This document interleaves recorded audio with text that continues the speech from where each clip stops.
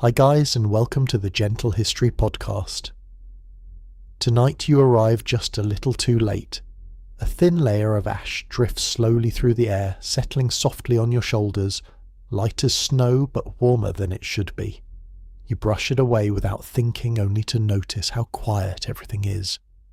No footsteps, no distant voices, not even the sound of wind. Just a stillness that feels unnatural. You take a slow breath, and there is a faint, bitter taste in the air. It lingers longer than expected. You pause, because something here does not quite make sense, and the more you notice, the clearer it becomes. If you were truly standing here, you would not have time to understand it. You probably would not survive this. So before you get comfortable, take a moment to like the video and subscribe, but only if you genuinely enjoy what I do here. And don't forget to share your location and local time in the comments. I always enjoy seeing where in the world you are listening from. Now dim the lights, flow straight into the story. You stand at the edge of a muddy colonial road in the autumn of 1739, somewhere between Boston and the endless forests that still make Europeans nervous. Evening is arriving faster than expected. That happens often here. The sun drops low, the cold thickens, and suddenly everyone moves with a quiet urgency of people racing against darkness itself. Because once night fully arrives in colonial America, the world becomes very small. You notice it immediately as families hurry indoors, carrying split firewood against their coats. Doors close early. Window shutters slam shut with heavy wooden knocks. Smoke curls upward from stone chimneys into a pale grey sky, already fading toward blue-black. The entire settlement feels as though it is bracing itself. Not for danger exactly, just for the night. Modern people talk about winding down in the evening as if nighttime is optional. In 1739, darkness controls everything. You do not simply stay awake because you feel like it. You stay awake only if there is enough candlelight, enough fuel, enough reason, and enough energy left in your bones after the day's labour. A mainstream historical reality often forgotten today is that most colonial households depended almost entirely on natural daylight for productivity. Once sunset came, ordinary work slowed dramatically unless absolutely necessary. Every extra hour of light cost money, effort, smoke, or precious fuel. You walk toward a modest wooden farmhouse where a faint orange glow flickers behind tiny windows. The glass panes ripple unevenly, handmade and imperfect. Light leaks through cracks in the shutters like thin golden threads. As you approach the house, you smell wet earthwood, smoke-boiled cabbage, animal musk, and something faintly sweet. Apples, perhaps, drying near the hearth. Your boots sink slightly into mud. There are no street lamps, no glowing signs, no distant headlights humming across highways. Beyond the farmhouse stretches almost complete darkness. Forest darkness. The kind that reminds you humans spent most of history trying very hard not to wander around after sunset. You push open the heavy wooden door. Warmth hits you first. Not comfortable warmth exactly, more like survival warmth. Inside the room is crowded with shadows moving along rough plank walls. Firelight flickers across hanging pots, patched clothing and tired faces. The ceiling beams disappear into smoke near the rafters. Everything smells faintly burned, and everyone is busy. A woman kneads dough near the table while squinting in dim light. A man removes damp boots beside the hearth.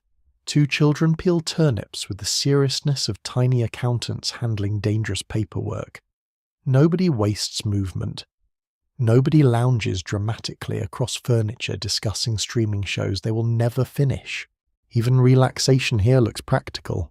You settle onto a narrow wooden stool near the fire and immediately realize something modern houses hide from you constantly. Rooms before electricity were never evenly lit. The corners remain dark. Faces appear half illuminated. Objects emerge slowly from shadow only when firelight shifts. You cannot casually glance across the room and absorb everything instantly. Your eyes work harder. Your attention narrows. It changes conversation too. People lean closer. Voices soften. Long silences feel normal. A curious little detail from the period involves how many colonists judged candle use almost morally. Burning extra candles for unnecessary activity could seem wasteful or even suspiciously indulgent. Imagine explaining doom scrolling at 1:30 a.m. to a farmer whose candle supply must last through winter. The man might simply stare at you in horrified confusion. The woman near the hearth wipes flour from her hands and trims a candle wick with tiny iron scissors. The flame steadies briefly before sputtering again. Tallow candles made from animal fat rarely burn cleanly. They smoke. They smell strange. Sometimes they spit grease unexpectedly onto tables or sleeves. You catch the scent now. Hot fat and smoke mixed together. Not pleasant exactly, but familiar to everyone here. Historians still argue whether colonial people slept significantly more than modern populations or merely slept differently, waking in intervals through the night. What is clear is that darkness shaped human rhythms in ways modern electric life barely remembers. The youngest child yawns openly. Nobody tells him bedtime is still hours away because bedtime depends less on clocks and more on exhaustion chores and available firewood. You glance around the room again. There are no decorations meant purely for aesthetics. No glowing appliances quietly humming in corners. No television pouring artificial daylight into exhausted eyes. Even the clock near the mantel ticks softly, like it fears interrupting the fire. Outside, wind brushes against the walls. Everyone notices. Colonial houses are loud in strange ways. Timber creaks. Chimneys breathe. Drafts whistle through unseen cracks. Mice scratch inside walls at night like tiny unpaid tenants. You become aware of every sound because darkness sharpens hearing. In a brightly lit modern room, silence feels peaceful. Here, silence feels alert. The man near the hearth finally sits heavily onto a bench, rubbing sore hands together. His fingernails remain lined with dirt despite washing. Work follows people indoors in 1739. It clings to skin clothing posture and conversation. He stares into the flames for a long moment without speaking. Honestly, you understand him. Fire becomes hypnotic when it is the only moving light in the room. You hear the kettle begin to murmur softly above the hearth. Steam curls upward. Someone adds more wood carefully, not extravagantly. Fuel matters. Every log burned tonight is one unavailable tomorrow, and winter is always waiting. Even in autumn, colonial evenings carry the memory of colder nights ahead. You feel it in the way blankets are folded carefully, in how children are reminded to shut doors quickly, in how everyone watches the fire constantly without seeming aware they are doing it. The room dims briefly as a cloud passes over the moon outside. For a moment, the fire becomes the entire universe. Faces glow amber. Shadows stretch longer. Nobody hurries to fill the silence. And slowly as darkness thickens around the farmhouse walls, you begin to understand that evenings before, electricity did not simply pass slowly. They passed differently. Every hour had weight. Every candle had cost. Every little patch of warmth felt earned. The fire settles lower as the room grows darker around you, and now you begin noticing something peculiar. Everyone keeps watching the candles, not casually either. Every few minutes someone glances toward the flames with the anxious attention modern people reserve for phone batteries, hovering at 3%. A child reaches too close to one candle near the table, and his mother immediately pulls his sleeve back with sharp efficiency. Not anger, just reflex. Because light here is precious. The little tallow candle beside you burns unevenly, leaning slightly to one side like it already regrets existing. Smoke curls upward in thin grey ribbons. The smell grows stronger when the flame flickers. Hot grease, burned wick, animal fat. You try not to think too hard about the fact that many colonial candles were literally made from rendered sheep or cow fat. Relaxing atmosphere, really. The woman near the hearth lifts another candle carefully from a shelf. You notice how short it has become, barely the length of 2 fingers now. She studies it before lighting it, hesitating briefly as though calculating whether tonight truly deserves additional brightness. That hesitation tells you everything. In 1739, artificial light is labour, artificial light is expense, artificial light is time carved carefully out of darkness. A widely accepted historical fact is that ordinary colonial families often relied on homemade tallow candles, because cleaner beeswax candles cost significantly more and were usually reserved for churches' wealthy homes or special occasions. Tallow candles were cheaper but produced thick smoke, unpleasant odours and weak light. You see exactly what historians mean. The room never becomes fully illuminated. Instead, tiny pools of amber light float inside larger oceans of shadow. Faces appear and disappear as people move. Hands glow brightly while shoulders vanish into darkness. Honestly, it feels less like living inside a room and more like surviving inside a cave with furniture. The father finally speaks after several long quiet minutes. "Trim that wick lower." His voice remains calm, but everyone obeys immediately. One of the older girls takes tiny iron snuffers from the mantel and pinches the wick carefully. The candle steadies. Less smoke now, less waste. Even children understand candle maintenance because poor lighting affects everything. Sewing becomes harder. Reading strains the eyes. Cooking turns dangerous. A single misplaced ember can destroy an entire house, and colonial houses burn frighteningly well. You glance upward toward the low wooden ceiling darkened by years of smoke. Sparks occasionally pop from the hearth. Nobody ignores them. Every adult notices instantly. A curious little tidbit from the era involves bedtime economies inside larger households. Some families deliberately gathered everyone into one room during evening hours specifically to conserve candlelight and fuel. Instead of illuminating several rooms poorly, they concentrated warmth and brightness into one crowded shared space, which means privacy basically retires for the evening.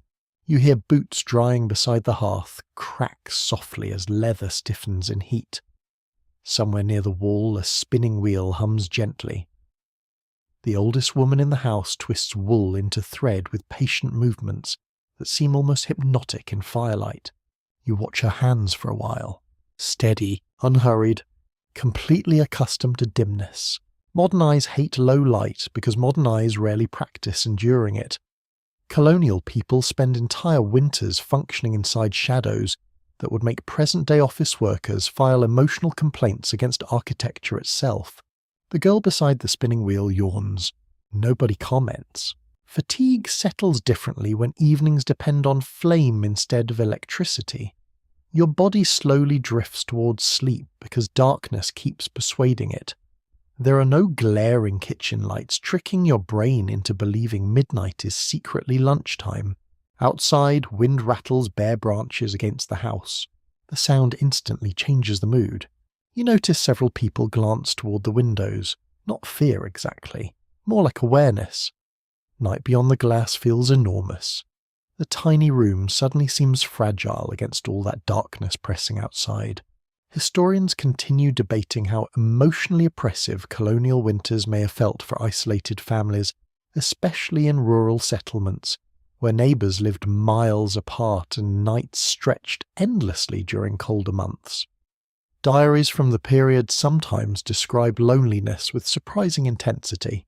You can understand why. The room is warm enough near the hearth, but only barely. Your back remains cold while your face overheats. Smoke lingers under the rafters. Candlelight trembles whenever the door shifts slightly in its frame. Nothing here feels stable, and yet people adapt. The father reaches for a small oil lamp sitting near the table.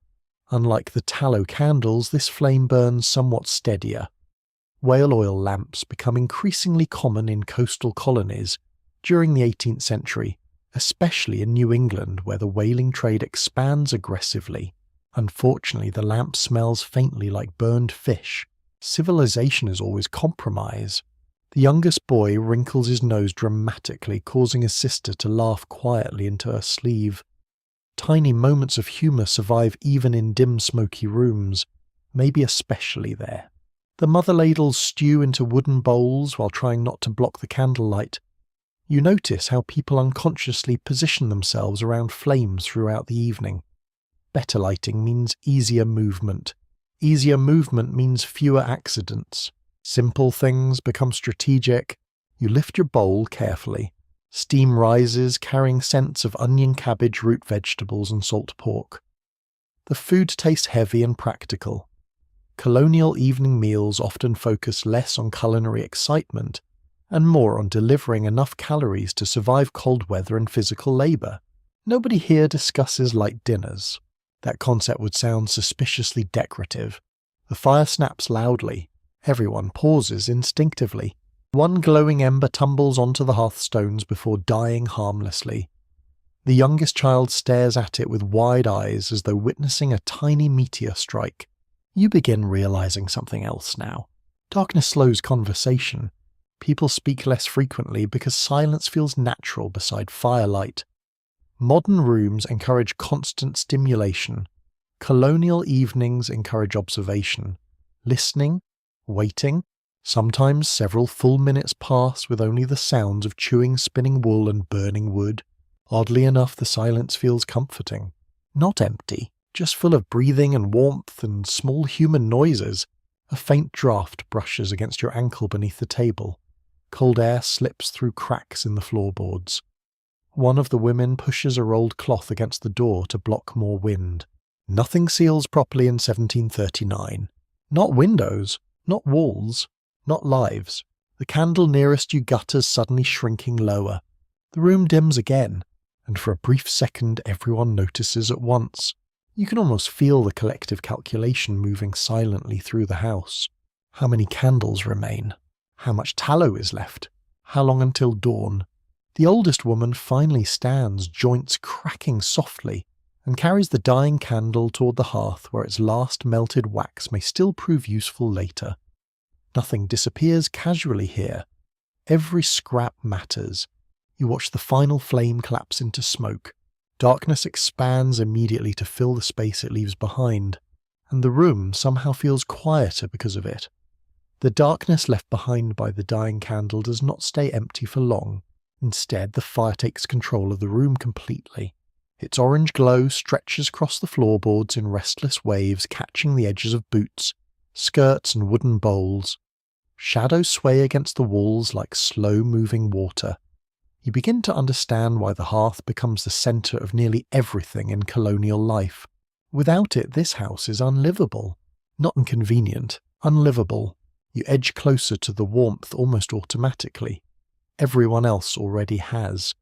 Chairs and stools form a rough circle around the stone fireplace with the unconscious precision of planets orbiting a sun. A commonly accepted historical truth is that the hearth served as the emotional and physical centre of most colonial homes. Families cooked there, slept nearby repaired tools beside it, and spent much of winter gathered within reach of its heat. You can feel why. The farther you lean away from the fire, the colder the room becomes immediately. Near the walls, cold lingers stubbornly in the timber itself, but close to the flames, stockings steam dry, fingers loosen, and tired shoulders finally relax. The mother hangs an iron kettle from a swinging hook over the coals. Steam rises slowly into the smoky air. Nearby, a loaf of coarse bread rests beneath a cloth, while apples roast gently near the edge of the hearthstones. The smells grow richer now. Wood smoke, warm cider, burning oak, damp wool drying too quickly, and beneath everything else the unmistakable scent of human beings crowded together for warmth. Not unpleasant exactly, just real. The youngest child crawls onto a small rug beside the fire and lies flat on his stomach, watching flames move between the logs. You remember doing something similar as a child yourself. Fire still hypnotizes modern people despite all our glowing screens and battery-powered distractions. Some instincts survive centuries untouched. The father pulls a three-legged stool closer and begins repairing a harness strap using thick thread and a bone needle. Even now, after darkness falls, work continues, but evening work changes character. Daylight labor is loud, physical, exhausting. Nighttime labor becomes smaller and slower. Hands work quietly near the fire, voices lower, movements soften. The oldest woman begins shelling dried beans into a wooden bowl resting in her lap. Each bean lands with a tiny tapping sound that blends strangely well with crackling firewood. You notice nobody rushes. There is nowhere else to be. That may be the strangest sensation for a modern visitor. Evenings before electricity contain enormous stretches of unfilled time. Once darkness arrives, activities narrow dramatically. People cannot casually drive into town for late-night errands or scroll endlessly through tiny glowing rectangles while pretending to unwind. Instead, they sit together for hours. Honestly, entire industries today would collapse emotionally after one colonial Tuesday evening. A quirky detail from early America involves specialized foot warmers used during winter evenings and church services. Some colonists carried small wooden boxes filled with hot stones or coals beneath blankets to prevent toes from freezing in drafty homes and unheated meeting houses.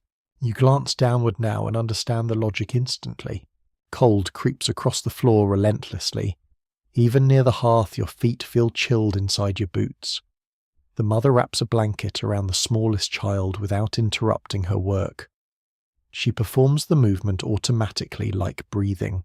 Outside, darkness thickens fully at last. The tiny window panes reflect the room back inward, now turning the glass into dim mirrors. You catch your own reflection briefly floating beside the firelight. For a second, it feels oddly intimate, as though the room has detached itself from the outside world completely. Inside the farmhouse exist warmth and breathing and light. Outside exist cold wilderness. Simple as that. The father adds another log carefully to the flames. Sparks burst upward in a brief glowing storm. Everyone watches until they settle. Fire demands constant management.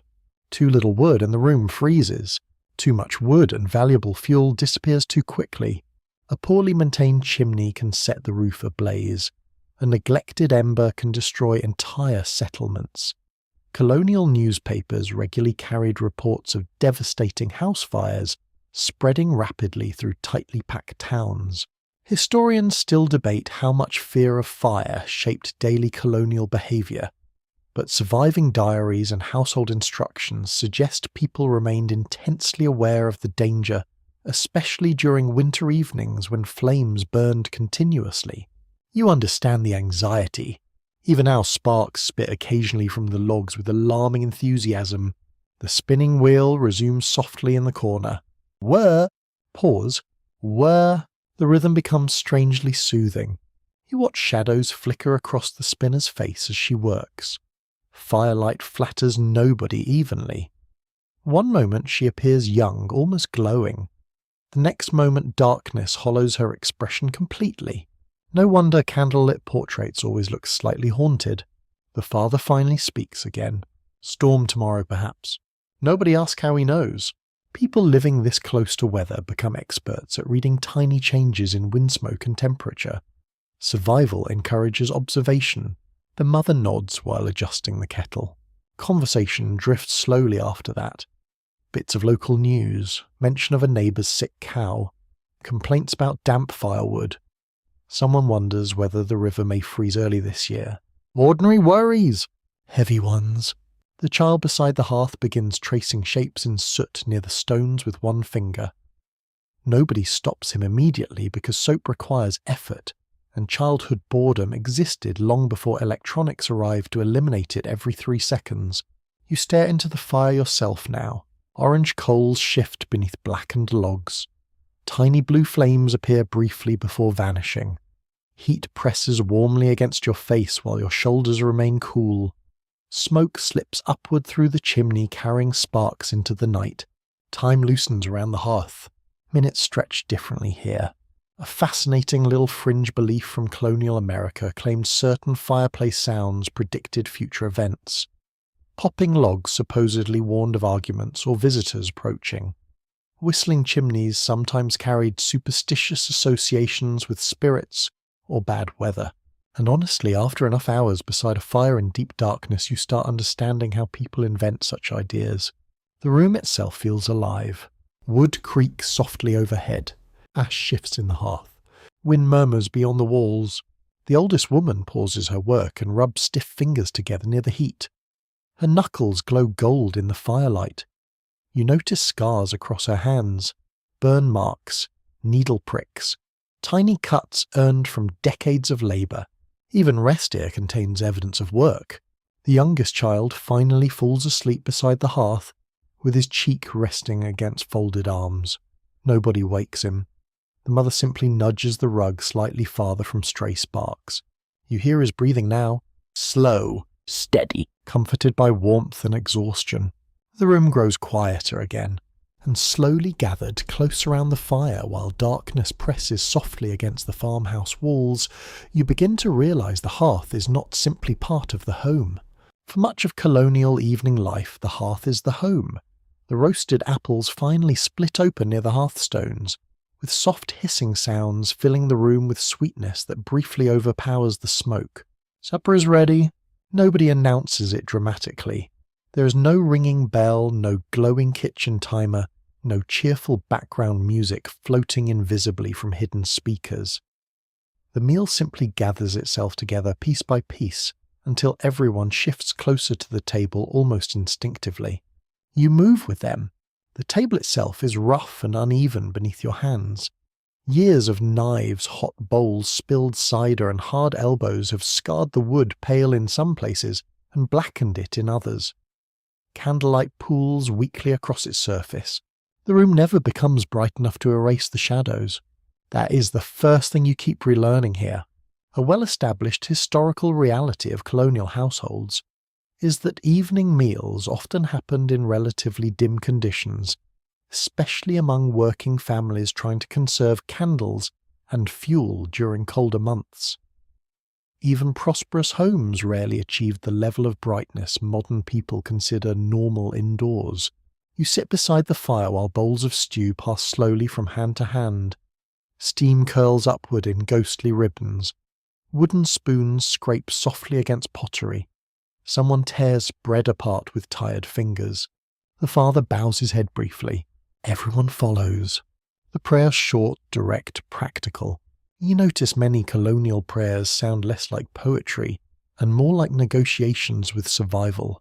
The youngest boy nearly falls asleep while chewing. His mother nudges him gently without pausing her own meal. Across the table, the oldest girl squints toward her bowl because the candle nearest her burns low again. Light shifts constantly during supper. A face brightens. A hand disappears. Steam glows gold before dissolving into darkness overhead. The effect feels strangely intimate. You cannot look casually around the room because much of the room barely exists beyond the reach of flame. Your attention stays fixed on nearby voices, nearby movements, nearby warmth. Perhaps that is why conversation feels slower here, more deliberate. Nobody shouts across brightly illuminated spaces. A lesser-known colonial custom involved placing polished metal or tin reflectors behind candles to amplify weak light during meals or sewing work. The results were modest at best, but people experimented endlessly with ways to stretch tiny flames farther into dark rooms. You notice a small reflective plate near one candle now. It helps slightly. Not enough to matter much by modern standards, but enough that everyone here considers it worthwhile. The father finally speaks while spooning stew carefully. Road north will freeze early this year. The oldest woman nods once. No one debates dramatically. Weather is not conversation filler in colonial America. Weather decides food supplies, travel, livestock survival, and whether your fingers still function by February. Outside, wind rattles the shutters again. You glance toward the sound instinctively.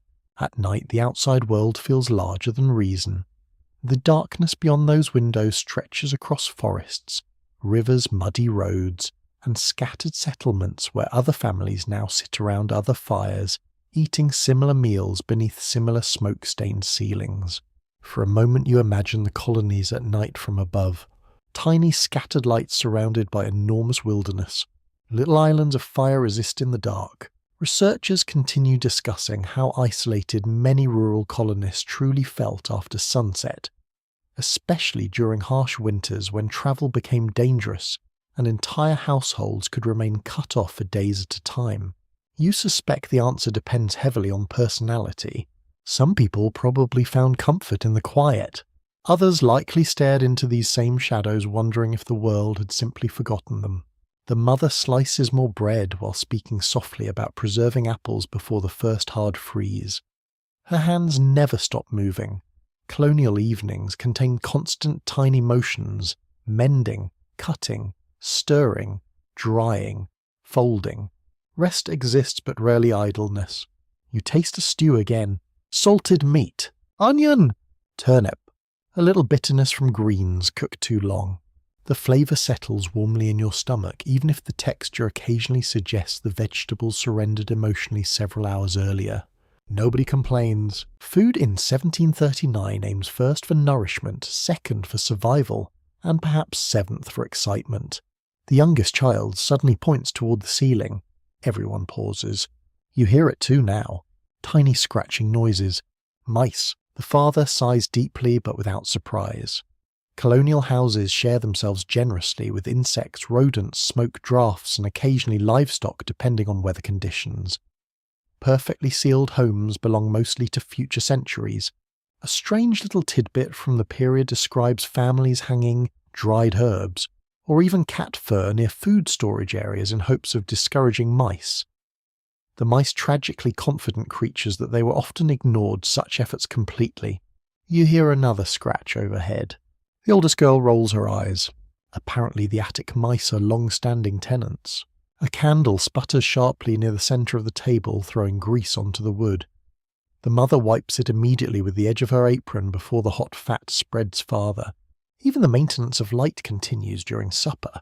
You notice how carefully everyone protects sleeves and cuffs from open flames. Clothing is expensive. Fabric requires labour. Accidental burns matter. The father reaches for a mug of cider and leans back slightly. Exhaustion settling visibly into his shoulders now that the day's work has ended. Firelight deepens the lines beside his eyes. He looks older at night. Everyone does. Electricity flattened darkness for modern people. Colonial candlelight exaggerates every wrinkle, scar, and tired expression. Faces emerge from shadow already carrying half the atmosphere of ghost stories. And honestly, after enough cider and enough flickering shadows, you can absolutely understand why old houses develop reputations. The meal slows gradually. Nobody rushes away afterward because there is nowhere brighter waiting elsewhere in the house. The table itself becomes part of the evening's gathering space. Bowls remain scattered near the candlelight, while hands drift towards sewing needles, pipe tobacco, and unfinished chores. The mother finally laughs softly at something the oldest woman mutters under her breath about the stubbornness of geese. The sound changes the room immediately. Warmth shifts through the darkness in a different way now. You realise colonial evenings are not constantly grim despite the hardship. People joke, tease, complain, sigh dramatically about weather and livestock and neighbours exactly as humans always have. The difference is pace. Everything unfolds more slowly beside firelight, even humour. Outside, the wind settles at last. The shutters stop rattling. Somewhere beyond the walls, an owl calls once through the darkness. The room quiets again after supper. Wood crackles softly. Candles lean lower. The youngest child sleeps heavily near the hearth, while adults linger around fading bowls and fading light, reluctant, perhaps to move too quickly toward the long, cold night still waiting beyond the fire. The bowls remain scattered across the table long after supper ends. Nobody jumps up immediately to clear everything away. The fire still burns steadily, the candles still cling stubbornly to life, and outside the darkness has become thick enough to feel almost solid beyond the shutters. So the family lingers. This is when the stories begin. Not formally at first, just fragments drifting naturally into the room while hands continue working. The father mentions a traveller he once met near Portsmouth, who claimed wolves followed his sled for 2 straight miles during a January storm. The oldest woman responds by muttering that wolves are less troublesome than tax collectors. A few tired smiles appear around the fire. You notice something interesting now. In dim rooms, storytelling feels larger somehow. Without bright light distracting the eyes, your attention settles completely onto voices. Every pause matters more. Every crackle from the hearth seems to underline the silence between words. A firmly documented aspect of colonial evening life is that oral storytelling remained one of the most common forms of entertainment after dark. Family shared folk tales, religious stories, travel accounts, local gossip and cautionary legends during long evenings beside the fire. You can see why the habit survived so strongly. Darkness practically invites stories inside. The oldest girl begins mending a wool stocking while listening. Her needle flashes briefly whenever candlelight catches the metal. Beside her, the youngest child still sleeps curled near the hearthstones, one small hand tucked beneath his cheek.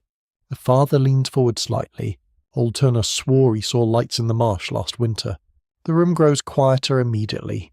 Not frightened exactly. Interested. You try very hard not to smile because humans clearly have not changed much in 3 centuries. Give people darkness, cold weather, and uncertain lighting, and eventually someone always brings up mysterious glowing things in the distance. Apparently the species remains committed to this tradition. The father continues anyway. He describes pale lights drifting over frozen reeds late at night. Blue-white shapes moving silently above the marshland before vanishing. Will-o'-the-wisps, marsh gas, ghost lanterns, or perhaps simply exhaustion mixed with darkness and too much hard cider. Opinions vary. A curious belief circulated through parts of colonial America claiming strange lights, seen at night, sometimes marked buried treasure or wandering spirits unable to rest. Such tales blended European folklore with local fears about wilderness and isolation. You glance toward the black window panes instinctively. The idea suddenly feels less ridiculous than it might under electric lighting. Outside, the night looks endless. The oldest woman snorts softly. More likely, Turner wandered home drunk. That earns a low ripple of laughter. Even ghost stories struggle against practically grandmothers. Still, nobody entirely dismisses the tale. You notice that. Colonial evenings leave space for uncertainty because darkness itself limits certainty. People cannot step outside and flood the yard with electric light whenever strange sounds appear. Much of the night remains unknowable by default. The wind rises briefly again, brushing against the chimney. You hear the low, hollow moan it creates inside the flue. The youngest girl stiffens slightly. The older woman notices and shakes her head. Only the chimney talking. You're not entirely convinced the chimney should sound quite so conversational, honestly. Scholars continue examining how strongly superstition shaped daily colonial behaviour, particularly in rural communities where religious beliefs, folk traditions, and limited scientific understanding often blended together in complicated ways. You suspect the darkness itself encouraged belief. After all, once the candles dim low enough, almost anything feels possible. The mother finally begins telling a story of her own while folding cloth beside the fire. She speaks about winters during her childhood, when snow buried fences entirely and travellers tied ropes between houses to avoid getting lost during blizzards. That detail, remarkably enough, is not exaggerated. In some northern settlements, ropes genuinely were used during severe storms to guide people safely through whiteout conditions. Colonial winters had very little interest in being charming. You imagine trying to explain modern cozy cabin aesthetics to someone whose actual cabin occasionally attempted to freeze them to death. The fire settles lower with a soft collapsing sound. Sparks drift upward through the chimney like tiny stars disappearing into darkness. The father adds another log. Again, everyone watches. Fire controls the rhythm of conversation tonight. Stories pause when wood shifts. Voices soften when flames lower. Entire moods change depending on how brightly the hearth burns. You begin noticing how close everyone sits now. Shoulders nearly touch. Blankets overlap. Heat pulls people inward. A small but fascinating colonial custom involved telling fortunes during winter evenings using melted wax nutshells or shadows cast by candlelight. Young people especially enjoyed little rituals supposedly revealing future marriages or coming events. Naturally, humans immediately turn darkness into entertainment. The oldest girl denies all interest in such nonsense right before asking whether the walnut shell trick truly works. An excellent performance. The older woman grins without looking up from her sewing. Only if the devil has nothing better to do. The room laughs again, quieter this time. Outside, somewhere far beyond the farmhouse, a dog barks once and falls silent. You suddenly become aware of distance. How far apart neighbouring homes really are. How little sound travels through forests at night. Modern evenings hum constantly with engines, electricity, distant traffic, glowing signs and restless noise. Colonial evenings contain long pockets of near total silence, interrupted only by weather animals and human voices near the fire. The silence changes people. It stretches thoughts wider. The father eventually lowers his voice again. This time he speaks about a nearby road where travellers supposedly hear phantom wagon wheels after midnight, though no cart ever appears. He tells the story calmly, almost casually, while cleaning dirt from beneath one fingernail with a small knife, which somehow makes it more unsettling. You picture muddy roads disappearing into black woods under moonlight, cold air, frost, invisible movement beyond the trees. Your imagination begins doing most of the work for him. That is another thing darkness accomplishes. It recruits the mind itself as decoration. The candle nearest the table gutters weakly, now shrinking lower and lower into its own melted grease. Shadows deepen across the room. The youngest child stirs in sleep but does not wake. The mother pulls her shawl tighter around her shoulders. The room grows warmer near the fire and colder everywhere else. You realise nobody has mentioned the hour once tonight. Clocks matter less when evening activities follow flame instead of schedules. The body simply drifts gradually towards sleep as the light fades. The oldest woman finally sets aside her sewing and leans back with a long, tired sigh. For several moments nobody speaks at all. Only the fire moves. Only the wind answers softly beyond the walls. And sitting there in the dim, smoky glow while stories settle into silence around you, you begin to understand how colonial nights could feel, both comforting and slightly haunted at exactly the same time. The silence after the stories does not last very long. Colonial evenings rarely allow complete stillness because there is always something waiting to be repaired.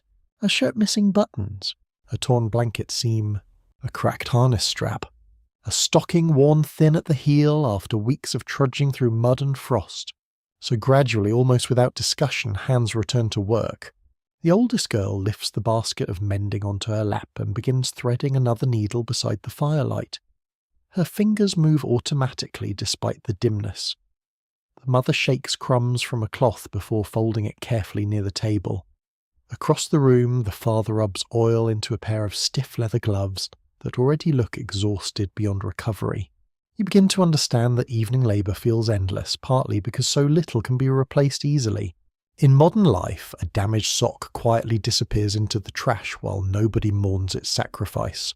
In 1739, fabric represents labour money spinning, weaving, dyeing, stitching, and valuable survival material. You repair things because replacing them may not be possible for months. One well-supported historical observation about colonial households is that women and girls often spent large portions of evening hours sewing, spinning, knitting, and repairing clothing after daytime chores were finished. Textile labour consumed enormous amounts of time in early American homes. You watch the process closely now. The oldest woman wets thread between her fingers before guiding it carefully through a needle eye so tiny it seems openly hostile to human vision. Candlelight trembles against the metal point. Her eyes narrow with concentration. Honestly, modern overhead lighting spoiled humanity completely. You would fail at this work within minutes. The room smells richer now that supper dishes cool beside the hearth. Burned grease from the candles mixes with wool ash, damp leather and faint traces of cider lingering in wooden mugs. The youngest child wakes briefly, confused by the darkness, then crawls half asleep toward his mother without opening his eyes fully. She wraps him automatically in a blanket while continuing to sew. Some gestures become permanent after enough repetition. The spinning wheel begins again. Soft humming, steady rhythm. A little uneven now because fatigue has settled deeply into everyone's shoulders. The father stretches his back with a quiet groan. You hear joints crack sharply in the silence. Physical exhaustion hangs over the room almost visibly after the long day. Yet the work continues anyway. A strange little practice from colonial New England involves saving tiny scraps of worn fabric for patchwork repairs or stuffing into bedding.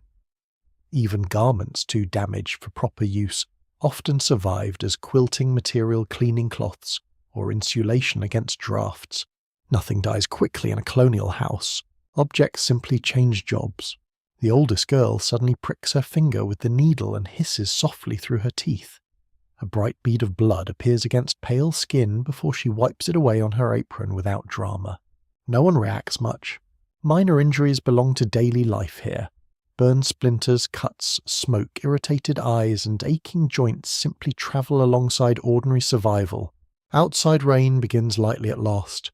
You hear it tapping against the roof in slow, irregular patterns. The sound softens the room somehow. Firelight glows warmer against the wet darkness pressing outside. The mother lifts another candle from the shelf, studies its remaining length, then puts it back without lighting it. Too expensive. Too unnecessary. Researchers still examine how much colonial labour patterns were shaped directly by seasonal light availability. Winter evenings especially forced households into narrower ranges of activity, centred around firelight and tasks manageable in dim conditions. You can feel those limitations constantly now. Nobody paints landscapes at midnight here. Nobody reorganises attic shelves for fun. The darkness quietly decides what counts as possible. The father finally reaches for a pipe resting near the mantel. Soon the smell of tobacco joins the room's already crowded collection of scents. Smoke drifts lazily upward, blue-grey against the darker rafters overhead. Ironically, the house now contains enough smoke to preserve meat accidentally. You wonder whether anyone living here notices any more. Probably not. Humans adapt quickly to environments once survival depends on adaptation. Colonial people likely stopped consciously registering smells that would shock modern visitors within minutes. The oldest woman begins darning a wool sock using a smooth wooden egg-shaped tool slipped inside the fabric. Her hands move with such calm precision that the repair almost disappears into the original knitting. You watch for a long time. The repetition becomes soothing. Needle through cloth. Pull thread. Turn fabric. Repeat. Perhaps this is why evenings pass differently before electricity. Modern nights fragment attention constantly. Colonial nights encourage long, uninterrupted stretches of single-focused activity. No notifications, no glowing distractions. Just rhythm. A peculiar little tidbit from the 18th century describes some colonial families unravelling old knitted garments, entirely so the yarn could be reused for newer clothing. Imagine spending weeks making a sweater, only for future generations to calmly dismantle it like economically motivated archaeologists. The yarn economy was ruthless. The rain strengthens outside, water trickles somewhere near the chimney stones. The father glances upward briefly, listening for leaks. Houses remain in constant negotiation with weather. You shift closer to the hearth again as colder air creeps along the floorboards. The youngest child now sleeps against his mother's side while she sews one-handed. Firelight catches in his hair every time the flames flare brighter. Nearby, the oldest girl quietly hums under her breath while mending stockings. The tune is soft enough that you barely notice when it begins. Nobody asks her to stop. Music arrives differently in houses without recorded sound. A single humming voice can fill the entire emotional atmosphere of the room. The father finally speaks after many quiet minutes. Need more candles before December. The mother nods once without looking up. That sentence alone contains hours of future labour. Rendering fat, twisting wicks, pouring moulds, waiting for cooling wax. Colonial households manufacture many of their own essentials because stores remain distant, expensive, or unreliable. Even light itself must often be handmade. The rain eases gradually. Wind brushes softly against the shutters again. The candle nearest the hearth burns lower and lower, its melted edges collapsing inward like exhausted walls. Shadows deepen around the room's corners until only faces near the fire remain visible. The rest of the house fades almost completely away. You realise something else now. Evening work beside candlelight feels strangely intimate because everyone becomes aware of each other's breathing movements and small sounds. A cough matters. A sigh matters. The scrape of thread through fabric matters. Nothing disappears into background noise. The oldest woman finally sets aside the repaired sock with quiet satisfaction and flexes stiff fingers near the heat. Around her the room continues its slow, steady labour beneath the fading candles, and while rain whispers softly against the roof overhead, you begin to understand how colonial evenings taught patience, whether people wanted the lesson or not. The humming fades slowly into silence as exhaustion settles over the room like another heavy blanket. You notice it first in the children. The youngest boy now sleeps so deeply against his mother's side that his mouth hangs slightly open near the firelight. The older girl still tries to continue mending stockings, but her stitches grow uneven whenever her eyes drift shut for a second too long. Nobody scolds her. In colonial America, fatigue is not treated as personal failure. It is simply part of existence. A broadly recognized fact among historians is that children in 18th century households contributed meaningful labor, from very young ages helping with cooking, carrying water, gathering wood, tending animals, spinning fibre, and countless smaller chores throughout the day. You can see the weight of that labour now. Even this little girl beside the hearth has hands roughened by work. Tiny scratches mark her knuckles. One thumbnail remains darkened from some forgotten accident earlier in the week. Childhood here looks quieter than modern childhood. Shorter too. The mother gently nudges the girl's shoulder. "Enough sewing tonight." The girl protests weakly without opening her eyes fully. Honestly, the attempt lacks conviction. She places the stocking aside at last and stretches stiff fingers toward the warmth of the fire. Candlelight flickers across her face, catching freckles along her nose before shadows swallow them again. The room smells sleepier now somehow. Warm wool, cooling stew, smoke settling deeper into clothing and hair, rain dampness lingering near the door. The father stands carefully trying not to wake the sleeping child, and crosses toward the staircase ladder near the wall. His boots creak softly against the floorboards. Everything sounds louder late at night when conversation fades away. You hear the old house breathing around you. Timber shifting, wind murmuring beneath the eaves, rainwater dripping steadily outside.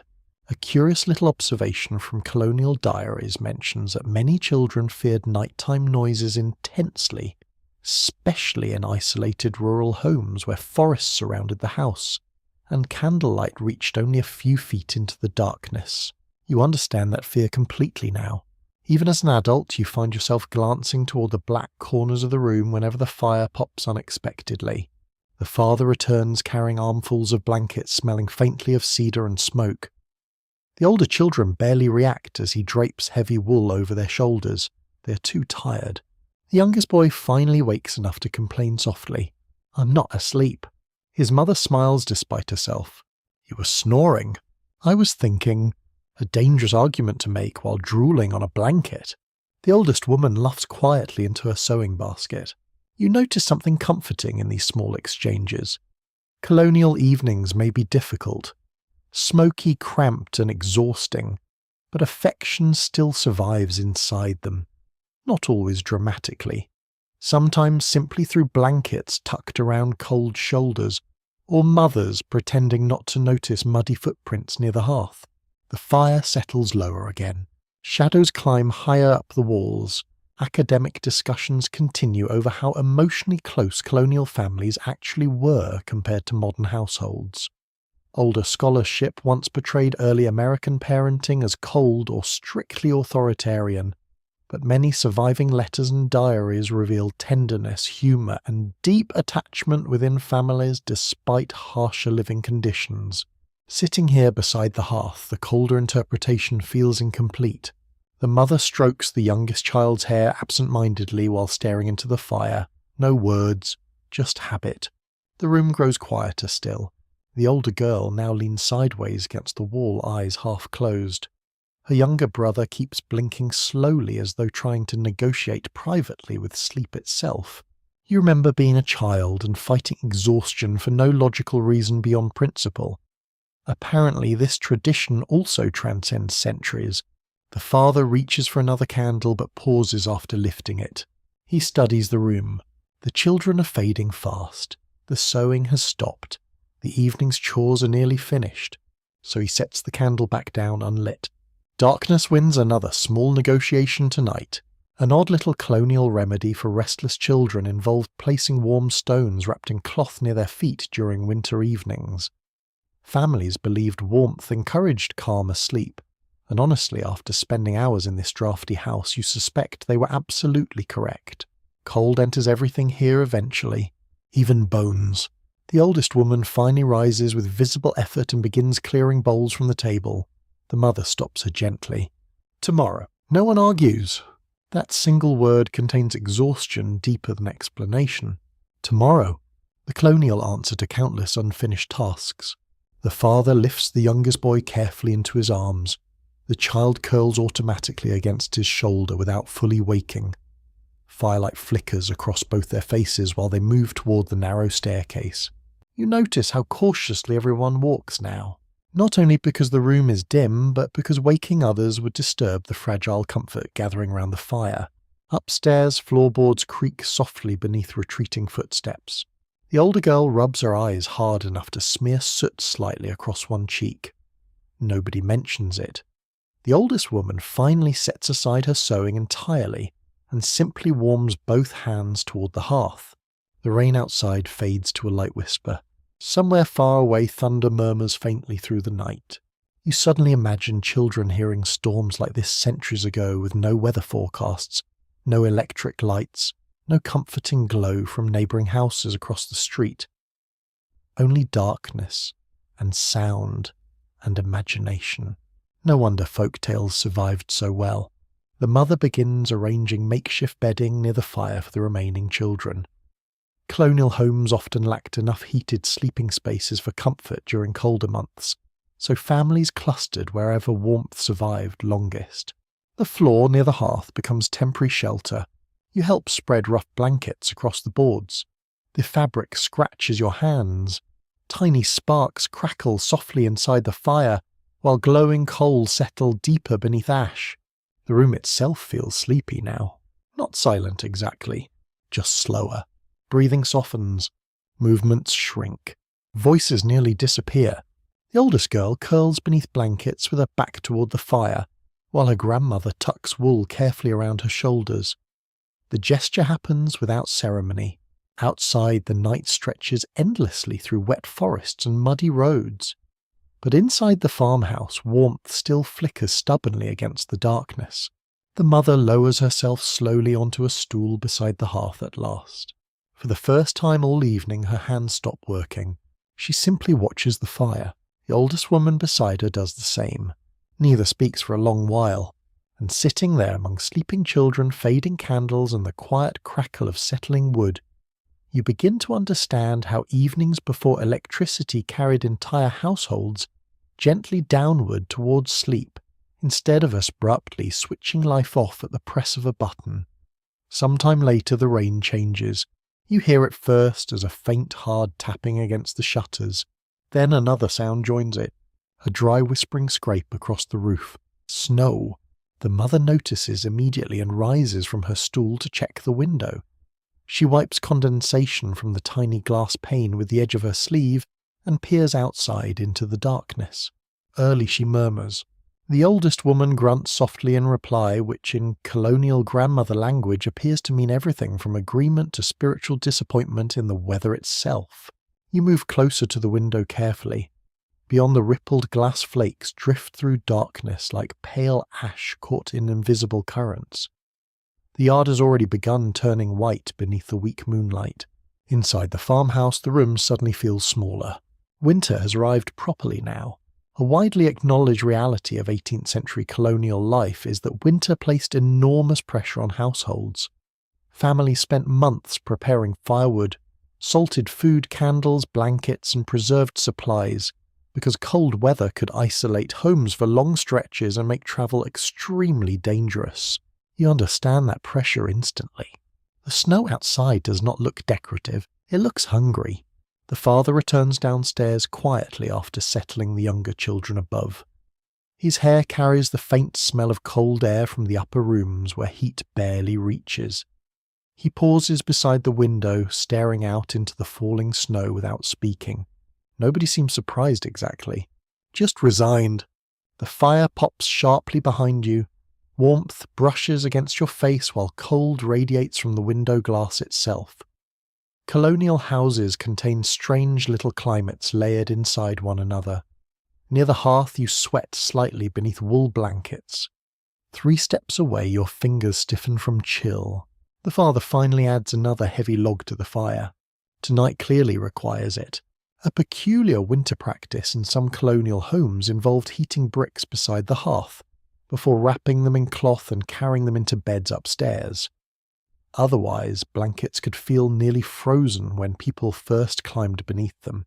Honestly, the heated brick sounds less like luxury and more like emotional survival. You glance toward the staircase, imagining those upstairs rooms now. Dark, drafty, ceilings creaking softly beneath the wind. No electric heaters humming reassuringly through the night. No insulated walls. Just blankets, shared body heat and determination. The mother begins checking shutters carefully for gaps where snow or wind might force its way inside. Her fingers move quickly along the wooden frames. Colonial people become experts at fighting tiny invasions. Cold through cracks, smoke through chimneys, mice beneath floorboards, snow beneath doors. Nature negotiates aggressively here. The storm strengthens gradually. Wind presses harder against the walls, now carrying dry snow in restless bursts. You hear branches scraping the roof overhead. The older girl wakes briefly from her blanket nest near the fire. Is it bad? Not yet, her father answers. The choice of words is not comforting. Researchers still discuss how psychologically exhausting long colonial winters may have been, especially in isolated settlements where darkness lasted longer. Travel slowed dramatically, and ordinary survival required constant labour even after sunset. You suspect modern people underestimate the emotional effect of prolonged cold. Tonight already feels endless, and winter has barely begun. The oldest woman pulls another shawl around her shoulders and settles closer to the fire. Candlelight flickers across her lined face while snow thickens outside the windows. The contrast feels strangely dramatic. Tiny warm room, massive freezing wilderness, one chimney between them. The mother lifts the kettle again and pours hot cider into mugs for the adults. Steam curls upward, carrying scents of cinnamon and apple. The warmth settles immediately into your hands when she passes you a cup. You understand now why hot drinks become emotional events during winter evenings. The father stands near the door, listening carefully. What the mother asks quietly, wind shifting north. Apparently this sentence contains useful information to colonial ears. To you it mostly sounds cold.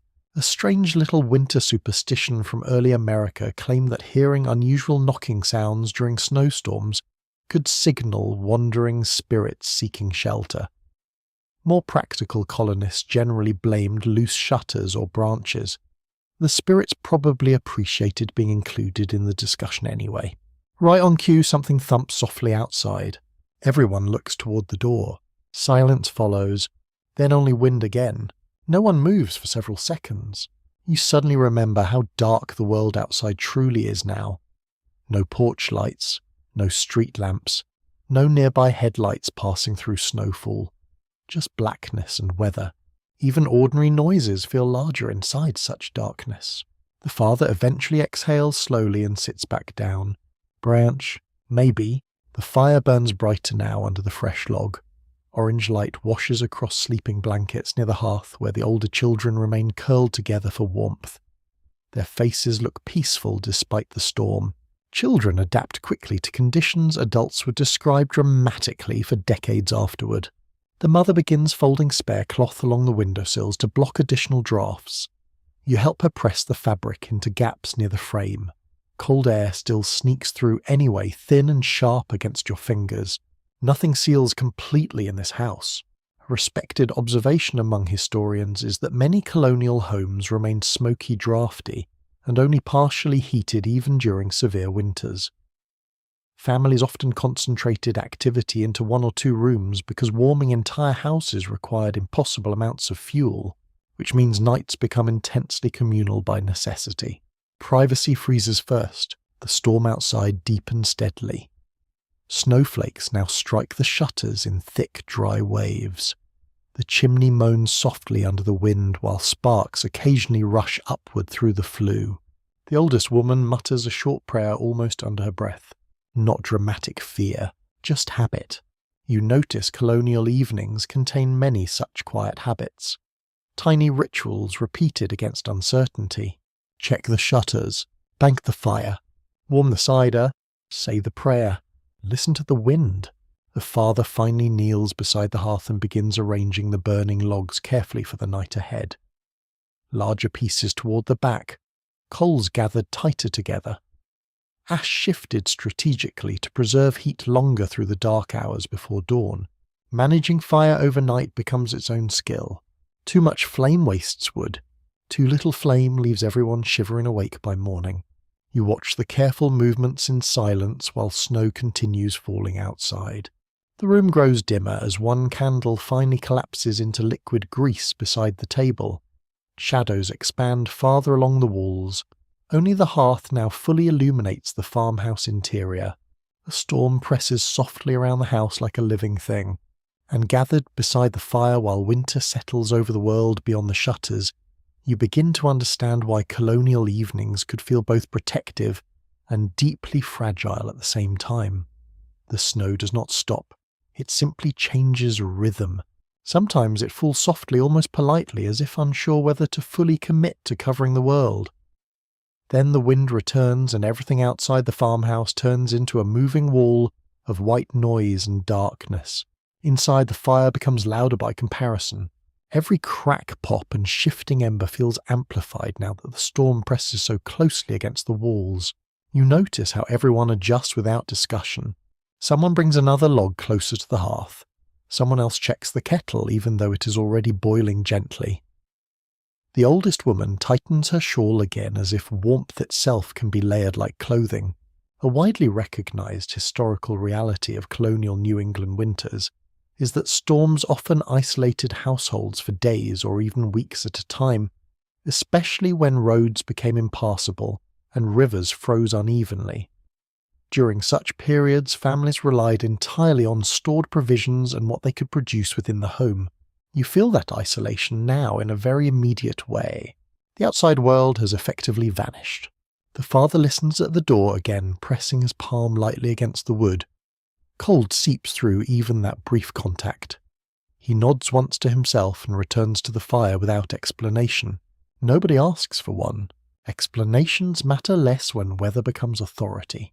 The mother begins rearranging sleeping blankets more carefully now, pulling children closer to the hearth, where heat remains strongest. The youngest child murmurs something unintelligible in his sleep and curls tighter into warmth. You help shift a wool blanket that smells faintly of smoke and dried herbs. Everything here carries smell. Nothing is neutral. A curious detail from the period involves how colonial families often dried herbs, meats, and even clothing near hearths, which meant interiors carried overlapping scents of food, preparation, smoke, preservation, livestock byproducts, and seasonal storage all at once. Modern cleanliness standards would not survive this environment emotionally. The storm outside suddenly intensifies again. Wind slams into the house hard enough that the shutters tremble. A loose latch somewhere in the frame rattles rapidly like anxious fingers. Everyone pauses briefly, then resumes as if acknowledging that the house is still standing for now. The fire flares brightly when a new log catches. Light expands across the room, revealing textures you'd not fully noticed before. Tool marks in the beams, smoke staining near the ceiling, the uneven grain of the wooden floor worn smooth by years of footsteps. Colonial homes are not finished spaces. They are ongoing processes. Historians still argue whether early American settlers experienced a stronger sense of household permanence, or whether constant maintenance and environmental pressure made homes feel temporary and fragile. What is clear is that upkeep never truly ends. Something always needs fixing. The father sits heavily beside the hearth again and stretches his hands toward the heat. His fingers are rough cracked slightly from cold air and labour. You notice how often everyone's hands stay visible in this light. Firelight exposes effort. The mother pours a small amount of cider into a mug and hands it to him without speaking. He accepts it quietly. Steam rises between his fingers. For a moment no one speaks at all. Outside, snow hisses faintly against the chimney stones. A quirky belief from some rural communities suggested that storms carried voices if you listened closely enough, especially near chimneys or thin wooden walls. Most of it can be explained by wind pressure, structural creaks, and imagination sharpened by darkness, but that never fully stops the human mind from listening anyway. You find yourself listening too. The wind shifts direction again. Something drags lightly across the roof. Then silence returns heavier than before.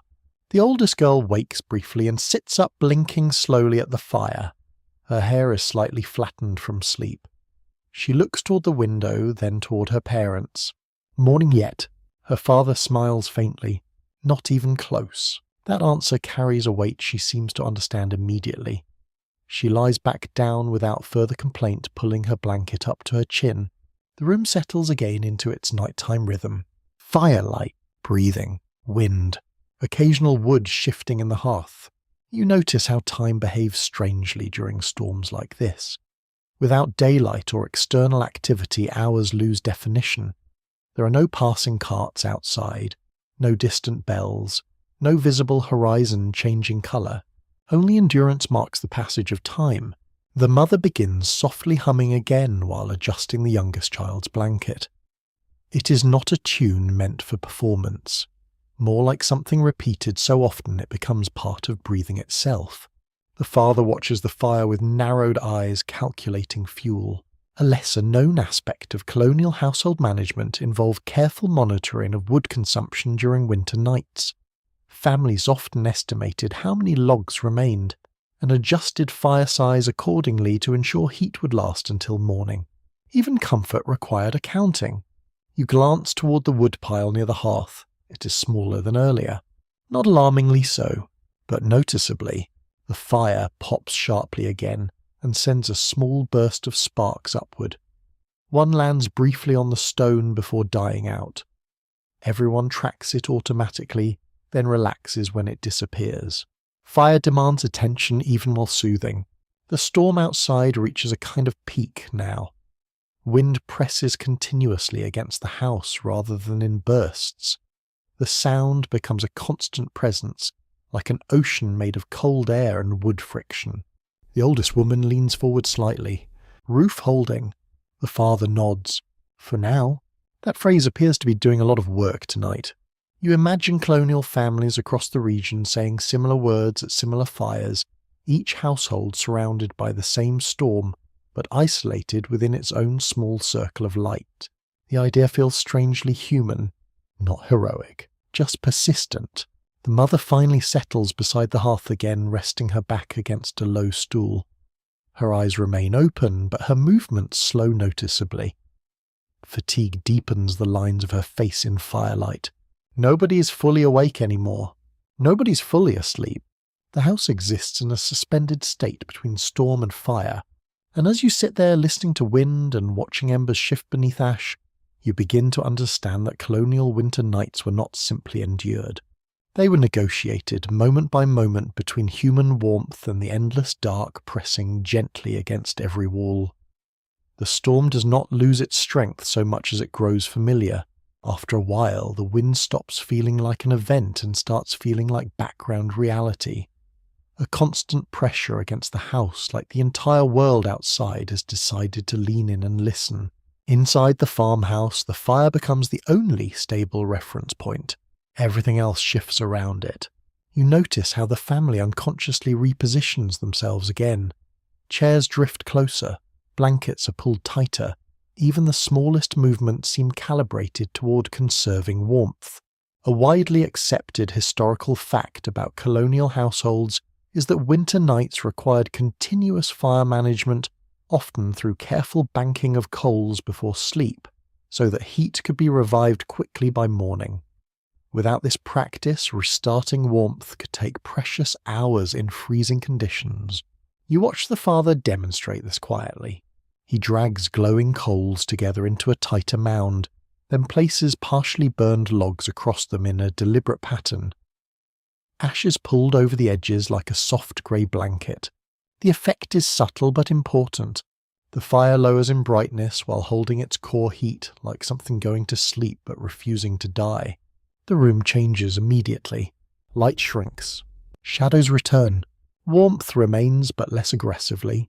The oldest woman nods approvingly at the arrangement. No one praises it aloud. It is simply expected competence. Outside, snow continues to press against the house in thick waves. The shutters no longer rattle as sharply. Instead, the wind pushes steadily like breath against closed hands. You realize the storm has entered its long phase. Not violent anymore, just persistent. The mother adjusts the youngest child again, checking his forehead instinctively as if cold might somehow become illness simply by proximity. He sleeps through the movement without reaction. The oldest girl murmurs something about the cold and shifts closer to the hearth edge. You sit back slightly and feel the difference in temperature across your body. Face warm, back chilled. Hands alternating between comfort and stiffness depending on how close they are to the fire. Colonial life forces you to live in gradients of heat rather than stable environments. A quirky detail from 18th century rural America involves the use of shared sleeping arrangements during extreme winters, where entire families or even multiple individuals would cluster in single beds or near hearths to conserve body heat. Privacy was often sacrificed for survival efficiency. The idea sounds uncomfortable until you sit here long enough to feel the cold creeping through floorboards. Then it starts to make sense. The father quietly checks the door again. A thin layer of snow has begun accumulating against the bottom edge. He brushes his way with his boot and ensures the latch holds firm.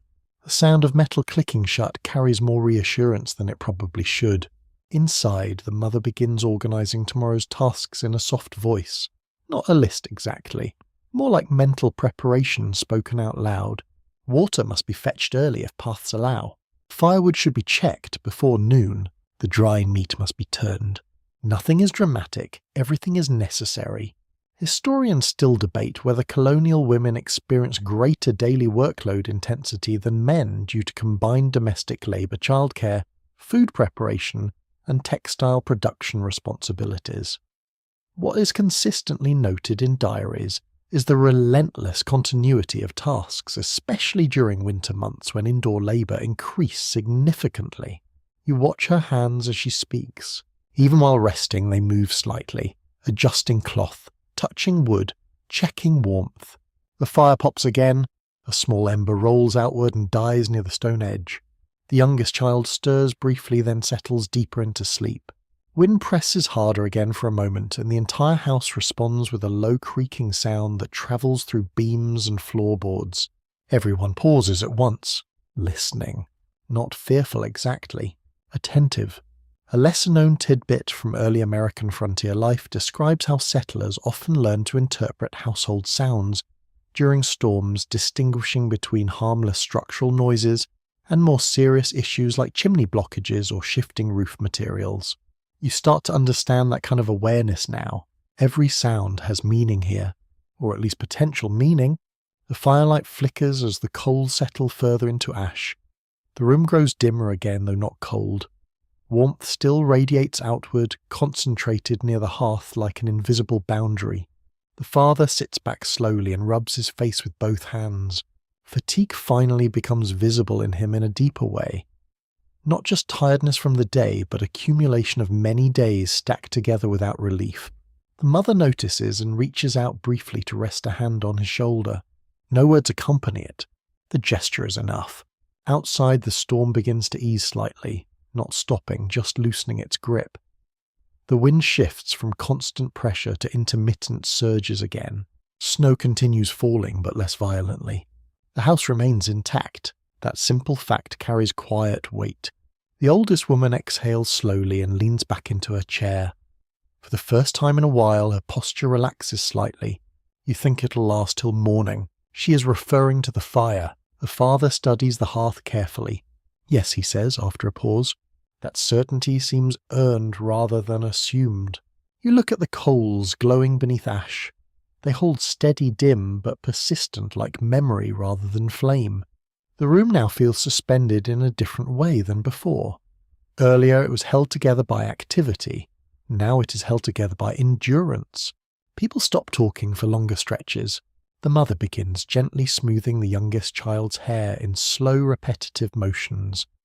The oldest girl's breathing deepens again as she drifts between wakefulness and sleep.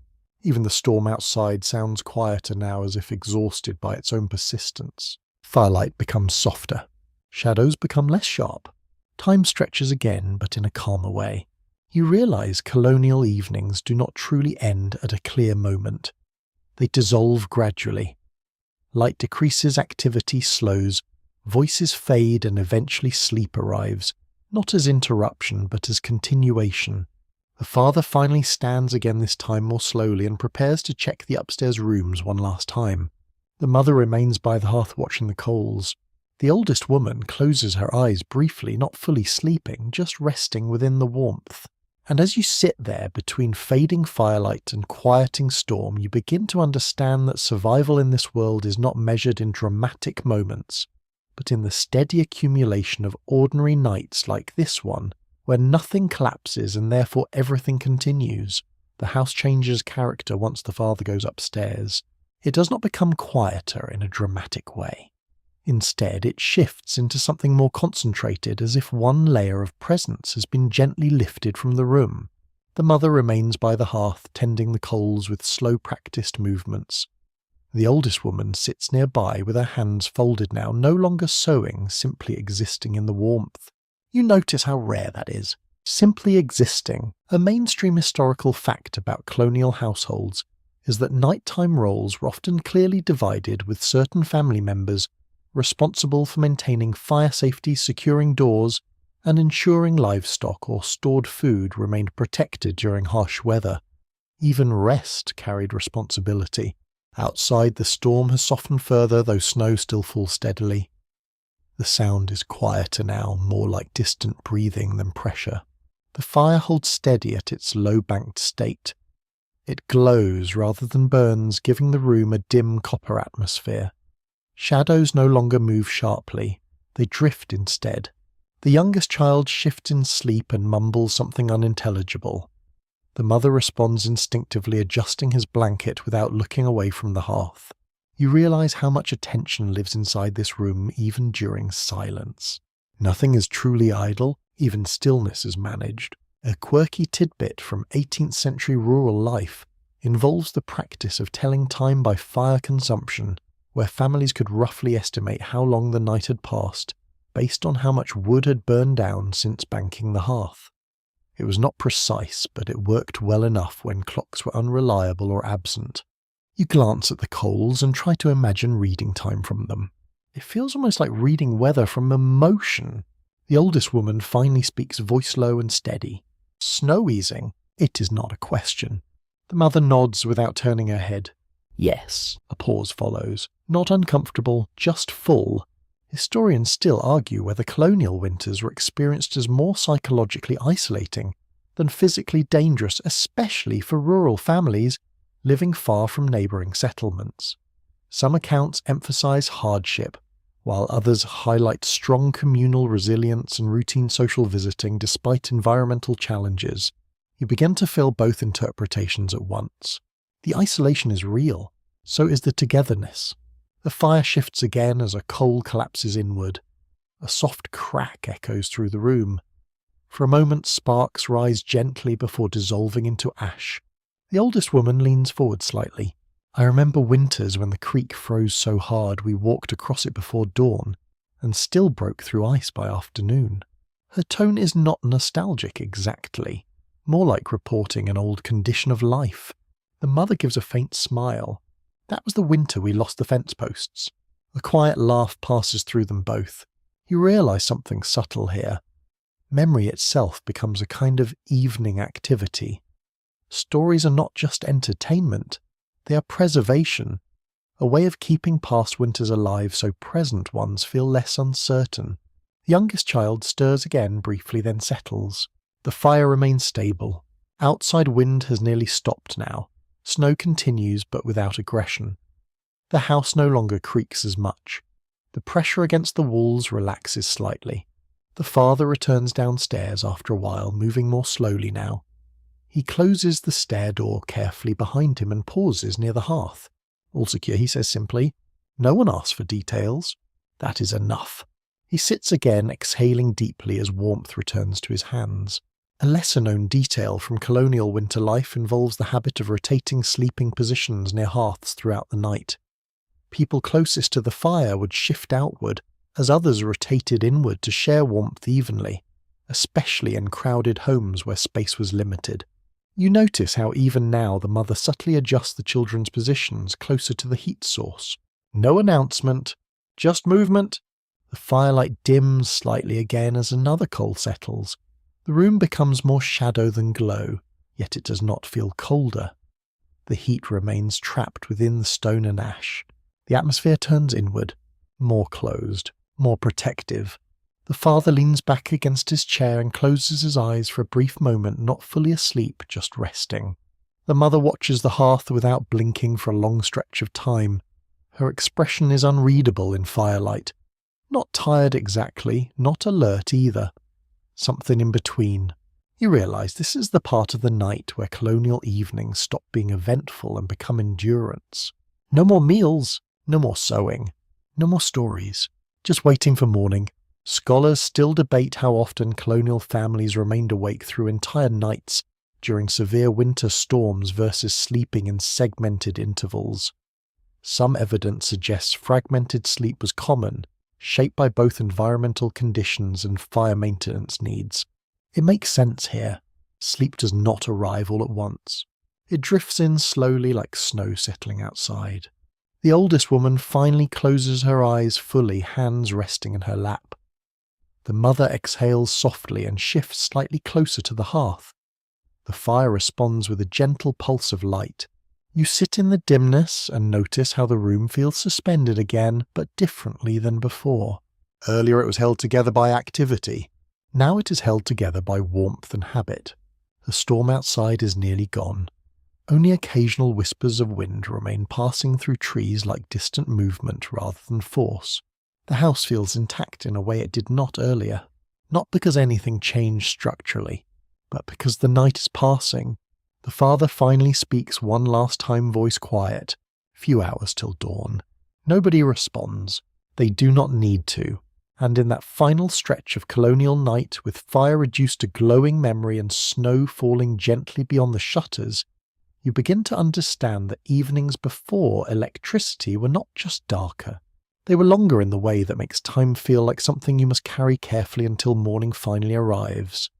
Dawn does not arrive in a clean dramatic moment. It arrives the way most things do in this world. Slowly, uncertainly. Like someone testing whether the house is still awake enough to notice. You become aware of it first in the fire. Not because it grows brighter, but because it stops struggling as much. The coals settle into a deeper red, less active now, more like embers, remembering what they once were. The storm has finally loosened its grip outside. Wind is no longer pressing hard against the walls. Snow still falls, but it feels distant now, as if the world beyond the shutters has stepped back slightly. Inside the farmhouse, sleep has taken hold in layers. The youngest child is fully asleep near the hearth, face turned toward warmth. The older girl lies curled beneath blankets, one hand still loosely holding the edge of cloth, as if unwilling to fully surrender to unconsciousness. The oldest woman has not moved in some time. The mother remains awake. You notice her stillness more than anything else. She sits close to the hearth, eyes open, watching the coals with the patience of someone who has done this countless times before and will do it countless more. A widely acknowledged historical fact about colonial households is that early mornings often began long before sunrise, especially during winter months when fire maintenance, animal care, and food preparation required immediate attention. Sleep schedules were shaped around survival needs rather than fixed hours. You feel that truth arriving already. The father shifts slightly in his chair, not waking fully, just adjusting as if his body is already preparing for movement again. The room is dim now in a different way. Not the thick darkness of night, but the thin, uncertain grey that precedes sunrise. Shadows lose their weight. Objects begin to reappear in outlines rather than silhouettes. The window glass no longer reflects only firelight. It now carries faint suggestion of the outside world returning. The mother stands slowly and walks to the window. Outside, the snow has stopped falling. Everything is blanketed in white silence. No wind, no motion, just a frozen landscape holding its breath. She exhales softly. It held only 2 words, but they carry relief. A quirky detail from rural colonial life involves the first moments of morning after storms, when families would often step outside not immediately for work, but simply to assess how much snow had accumulated overnight, checking fences, paths, and animal shelters before anything else could begin. The father finally opens his eyes fully and sits up straighter. Need to clear the path. Not urgency, just inevitability. The oldest woman begins moving again as well, slowly gathering herself from rest. Even children begin to stir now, responding to changes in light more than instruction. You notice how the house transitions from night to morning without ceremony. No announcement. No sudden shift. Just a gradual redistribution of attention from firelight inward to the outside world again. The hearth still burns, but now it is no longer the only source of importance. Outside matters again. The mother begins preparing simple morning tasks immediately, checking stored food, pouring leftover cider into smaller containers, rewrapping cloths that kept warmth trapped overnight. Everything resumes, not loudly, just steadily. Historians still argue whether colonial morning routines were primarily driven by agricultural necessity or shaped more strongly by household gender roles that assigned early labour disproportionately to certain family members. What remains clear is that mornings began early regardless of weather season or fatigue. You feel that inevitability now in your own body. Even without sleep, the room encourages motion. The father stands and moves toward the door again, this time without hesitation. He opens it carefully. Cold air spills inside instantly. It feels sharper than expected after the warmth of the hearth. The world outside looks brighter than it should, even under overcast sky, as if snow has stored and reflected what little light exists. He steps out briefly. Boots sink into fresh snow with a soft crunching sound. A small but interesting tidbit from colonial records describes how snow clearing was often done using simple wooden shovels or bundled branches, and how paths were sometimes reinforced by repeated walking rather than formal removal of snow, especially in rural homesteads. You watch him begin clearing the first section of the path, slowly, methodically, each movement revealing darker ground beneath the white layer. Inside, the mother begins waking the children gently, not abruptly, hands on shoulders, soft words. Warm cloths pulled back just enough to bring awareness without shock. The youngest child resists briefly turning away from morning light. The oldest girl sits up slowly, blinking at the brightness coming through the window. Her hair is slightly tangled from sleep. She looks momentarily confused by how different the room feels compared to the night before. That contrast always surprises you here. Even though nothing truly changes inside the house, the perception of everything shifts dramatically with light. The fire is still there, but now it feels smaller, less dominant. The oldest woman finally stands and stretches her back with a quiet exhale. She looks toward the hearth as if acknowledging it for its work during the night. Without it, none of this would have been possible. The fire has carried them through darkness. The room begins to feel larger as morning spreads into it. Shadows retreat into corners rather than dominating space. Objects become fully visible again. The table, the chairs, the worn floorboards, the soot marks along the hearthstone. Everything returns. The mother opens the shutter slightly. Cold air rushes in again, but now it feels less threatening. Outside, the world is white and still. The father calls softly from outside. Fence is buried. No surprise in his voice. Only confirmation. The day has already begun its work, and standing there at the edge of a night, finally giving way to morning, you realise that in colonial America, evenings did not simply end when sleep arrived. They ended when light returned. Morning light in 1739 does not behave like modern morning light. It does not arrive evenly or gently. Instead, it spreads in uneven patches as if the world is slowly being repainted after a long night of neglect. Inside the farmhouse, everything feels transformed again, even though nothing has physically changed. The hearth still glows. The floor still creaks. The same wooden table still sits in the centre of the room. Yet the atmosphere is completely different. The mother begins the day by checking the fire first, not because it is dying, but because it has carried the household through the night and now must be reshaped for daytime use. Coals are gathered again. Fresh wood is added sparingly. A mainstream historical fact about colonial domestic life is that fire management remained a continuous responsibility across all hours of the day, not just evenings. Even in morning hours, hearths required careful adjustment to balance cooking needs, heating, and fuel conservation.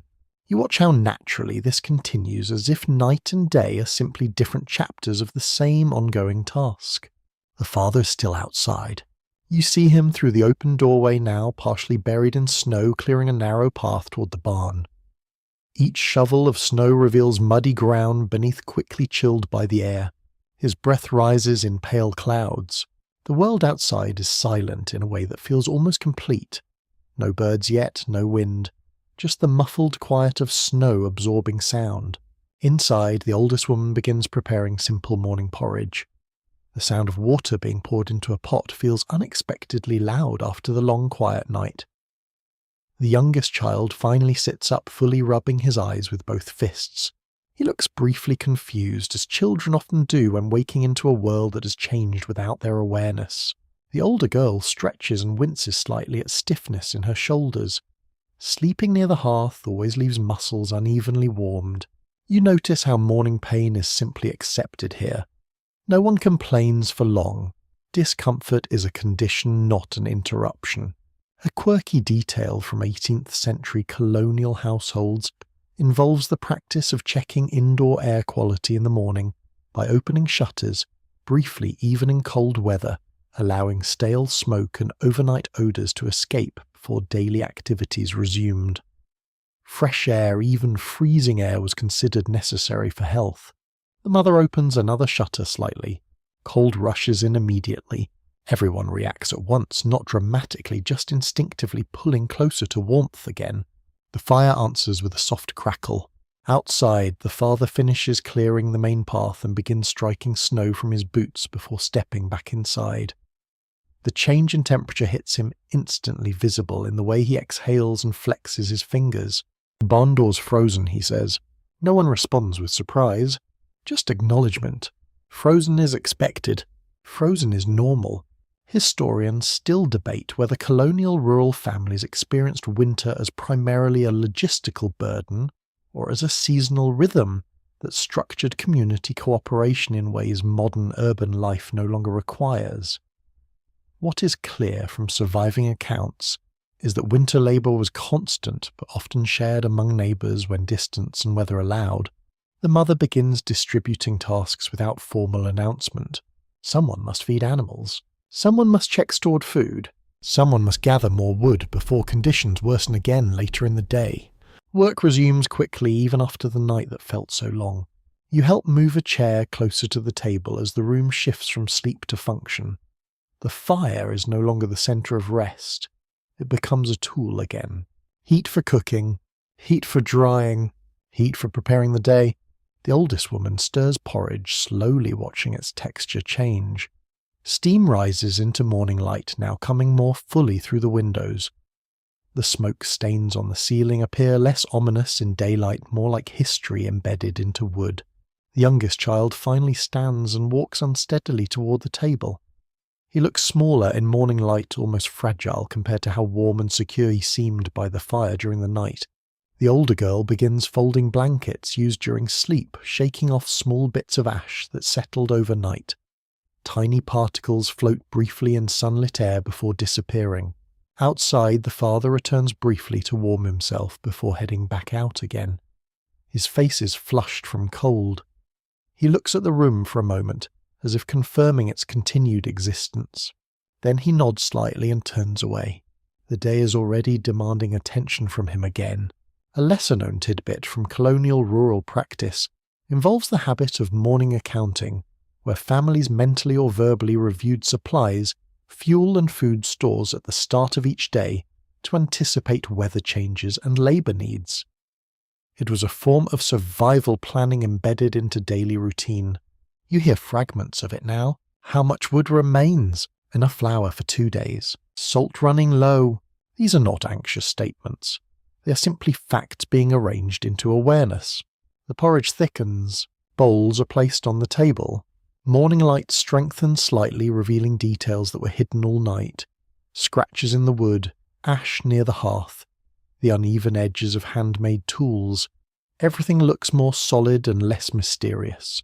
Yet the memory of the night still lingers in the room like smoke that has not fully escaped. The fire continues to burn quietly, not as a centre anymore, just as a presence. And as the household settles into the rhythm of morning labour, you begin to understand that in colonial life, evenings do not truly end when sleep comes, and mornings do not truly begin when light arrives. They are part of the same long continuous cycle of keeping warmth alive in a world that constantly tries to take it away. The morning settles into full motion, but nothing here ever becomes fast in the way modern life understands speed. Even movement has a kind of heaviness to it. You notice it in the way people walk across the room, in the careful placement of bowls, in the slow return of warmth into stiff fingers that spent the entire night negotiating with cold. Outside, the father continues clearing snow. Each step he takes leaves a brief, dark impression that immediately begins to soften again as new flakes drift down from the grey sky. The world is already trying to reset itself.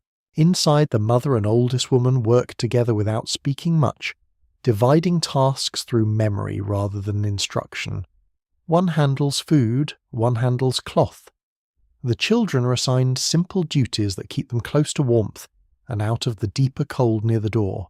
A mainstream historical fact about colonial households is that daily survival required constant small adjustments to environment and resources, especially during winter months when food storage, fuel supply and livestock care had to be managed with precision to avoid shortages. You see that principle everywhere now. Nothing is ever fully finished, only maintained. The youngest child carries a small bundle of kindling toward the hearth, dragging it slightly across the floor. The sound is soft but noticeable in the quieter morning atmosphere. He stops occasionally to adjust his grip, then continues with determination that feels larger than his size. The older girl pours water into a wooden basin and washes her face carefully. The shock of cold makes her pause mid-breath, eyes closing tightly for a moment before she exhales and continues. Morning here is not gentle awakening. It is controlled re-entry into cold reality. A quirky tidbit from 18th century rural America involves the use of morning smoke patterns from chimneys as informal signals among neighbouring households. People sometimes observed whether smoke rose steadily or drifted sideways, interpreting weather changes or wind shifts based on its movement. You glance toward the chimney. Smoke rises unevenly today, bending slightly before straightening again as if unsure of its direction. The mother begins preparing simple midday food already, even though it is still early. Colonial schedules rarely distinguish sharply between breakfast and later meals during heavy labour days. Eating is shaped more by opportunity than by clock. The father returns inside, briefly stamping snow from his boots before stepping carefully onto the wooden floor. His hands are red from cold exposure. He moves immediately toward the hearth without hesitation. Warmth is not optional. It is recovery. Historians still argue whether colonial winter labour was structured more by communal cooperation or by strict household self-reliance, particularly in rural settlements, where neighbours might be too distant to assist regularly during storms. Surviving accounts show both isolation and occasional strong interdependence, depending on geography and circumstance. You begin to notice how this household leans towards self-reliance today. The father checks tools near the door. The mother inspects stored containers. The oldest woman counts remaining cloth strips quietly while seated near the table. Everything is inventory even when unspoken. The fire is adjusted again, slightly stronger now for cooking purposes. Flames rise a little higher, shifting the room's light from dim amber toward brighter orange. Shadows shrink back closer to corners. The youngest child sits near the hearth again, now more awake, watching the fire with quiet focus. He occasionally pokes a small stick into the edge of ash, fascinated by how it changes shape with every movement. You notice how fire remains both tool and entertainment simultaneously. A lesser-known detail from colonial life involved the frequent reuse of hearth ash for cleaning purposes, particularly in making lye solutions used for soap production. Even what remains after burning is not wasted but redirected into another form of labour. Nothing ends cleanly here, everything transforms. The older girl begins sweeping the floor, slowly pushing ash and debris into a small pile near the hearth. Dust rises in faint clouds when the broom touches uneven boards. Sunlight now makes these particles visible as they drift through the air. The room feels more awake but also more fragile in a different way. Night had enclosed everything. Morning exposes everything. The mother opens the door fully for a moment, allowing cold air to sweep through the interior. It collides with the heat inside, creating a brief invisible boundary across the threshold. You feel that boundary physically as you stand near it. Inside is warmth movement, survival activity. Outside is silent snow distance. The father steps out again, this time carrying a tool used for breaking ice along the barn edges. His figure becomes smaller quickly against the white landscape. The door closes behind him with a heavy wooden sound. Inside, the oldest woman finally sits back and exhales slowly. For the first time in hours, her posture loosens completely. The mother pauses for a moment, looking around the room as if confirming everything is functioning correctly after the night. The fire crackles softly. The porridge simmers. The children continue small tasks without instruction, and you begin to realize that colonial mornings are not a separate beginning from the night that preceded them. They are simply the continuation of a life that never truly stops adjusting to heat, cold light, and survival in real time. By midday, the farmhouse has fully shifted into its working rhythm, though the word midday itself feels almost decorative here, since nothing inside the house depends on clocks in any meaningful way. Time is measured more by heat, by tasks completed, and by how quickly the fire demands attention again. The hearth remains central, but now it functions less like shelter and more like an engine. Pots hang over it, water boils, food is reheated, ash is pushed aside and reformed into workable patterns. A mainstream historical fact about colonial domestic life is that hearths were multifunctional centres used for cooking, heating, drying, and even certain forms of food preservation, meaning they remained active throughout the entire day, rather than being used only for evening meals. You watch that reality unfold in continuous motion. The mother stirs a thickening pot while simultaneously checking a hanging strip of meat near the edge of warmth. The oldest woman folds cloth with slow precision, occasionally glancing toward the fire as if listening to its condition. The children are now more awake, though still quiet. Their energy does not explode into play in the way modern childhood often does. Instead, it disperses into small, useful actions. Carrying water, sorting objects, watching tasks they may be asked to repeat later. Outside, the father continues working near the barn. Occasionally you see him through the open doorway bending to clear packed snow or testing the stability of frozen ground. The winter landscape remains bright but silent, as if sound itself has been buried under the surface.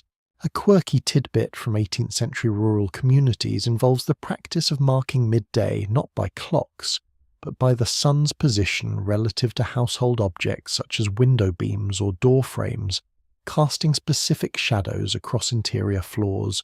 Inside this farmhouse, however, the sky is too overcast for precision, so time remains approximate, flexible, experienced rather than measured. The fire shifts again, producing a sharper crack as a log settles. Sparks briefly rise and vanish into the chimney draught. The youngest child watches this closely as if it is still new every time it happens. You notice how fascination and familiarity coexist here without contradiction. Historians still argue whether colonial rural households experience stronger collective discipline due to environmental pressure, or whether individual autonomy within labour tasks remains surprisingly high despite shared survival conditions. Evidence from diaries suggests both structure and flexibility depending on household size and season. In this room, structure is clear but never rigid. Tasks exist, but their timing bends slightly with conditions. The mother pauses, stirring to check a boiling pot. The oldest woman adjusts cloth placement near the heat. One child is asked to fetch water, then reminded gently to return quickly before the cold seeps too deeply into the hallway. Everything happens in relation to temperature, not time. The father returns briefly, bringing in a load of firewood with slow, careful steps. Snow clings to his boots and melts in small puddles near the threshold. He sets the wood down near the hearth and shakes his hands to restore feeling. No one greets him formally. His return is simply part of the ongoing system. The fire is fed again, but more modestly now. Midday does not require the same intensity as night. Flames lower, slightly shifting from survival warmth to functional warmth. Cooking becomes the main focus again. The room smells stronger now. Boiling vegetables, smoke, damp wood drying too quickly, a faint sweetness from stored apples warming near the edge of the hearth. You begin to realise how scent becomes one of the strongest markers of time in a house like this. Morning smells different from evening. Cooking smells different from sleeping. Even fire smells shift depending on fuel and intensity. A lesser-known detail from colonial practice involves the reuse of cooking water for secondary household tasks such as washing tools or soaking fabrics, reflecting a constant effort to minimise waste in environments where resources required labour to replace. Nothing is discarded without consideration. The oldest woman begins speaking softly about repairing a basket later in the week, her voice blending with the sound of simmering food. The mother nods while continuing her work without breaking rhythm. The children sit near the hearth again, now calmer, observing rather than moving. Their attention drifts between fire adults and the slow passing of daylight through the window. Outside, the sky brightens slightly for a brief moment, revealing sharper edges in the snow before clouds soften everything again. The father prepares to leave once more, this time carrying a small bundle of tools. He pauses at the door, looking back into the room as if confirming alignment between inside and outside tasks. Then he steps out again. Cold air follows him briefly before the door closes. Inside the room feels slightly warmer in his absence, as if human presence itself regulates temperature in ways not entirely physical. The mother finally sits for a moment, resting her hands in her lap while watching the fire without speaking. It is a rare pause in motion, and you notice how quickly it feels temporary, as if stillness is only another task waiting to be completed. The fire continues to burn steadily. Pots simmer, cloth folds. Children remain close to warmth. And you begin to understand that in colonial life, midday is not a pause between morning and evening, but another phase of continuous adaptation, where survival simply changes shape without ever truly stopping. Afternoon arrives quietly without announcement, as if the day simply forgets to remain morning anymore. Inside the farmhouse, the fire has settled into a steady working burn, not high enough to dominate the room, not low enough to feel uncertain. It exists now as a dependable tool, something that supports labour rather than defines it. You notice how the atmosphere shifts again. Morning carried movement, midday carried maintenance, afternoon carries endurance. A mainstream historical fact about colonial rural households is that the afternoon hours were typically devoted to continuous domestic production tasks, such as food preparation, textile work, repair, and seasonal maintenance, especially during winter, when outdoor labour was limited by weather conditions. You see that pattern unfolding without interruption. The mother begins preparing supplies for later cooking, measuring ingredients by habit rather than strict recipe. The oldest woman returns to mending, though more slowly now, as if conserving energy for the long stretch before evening. The children drift between tasks and observation. One carries small bundles of kindling, another helps sort dried food stores.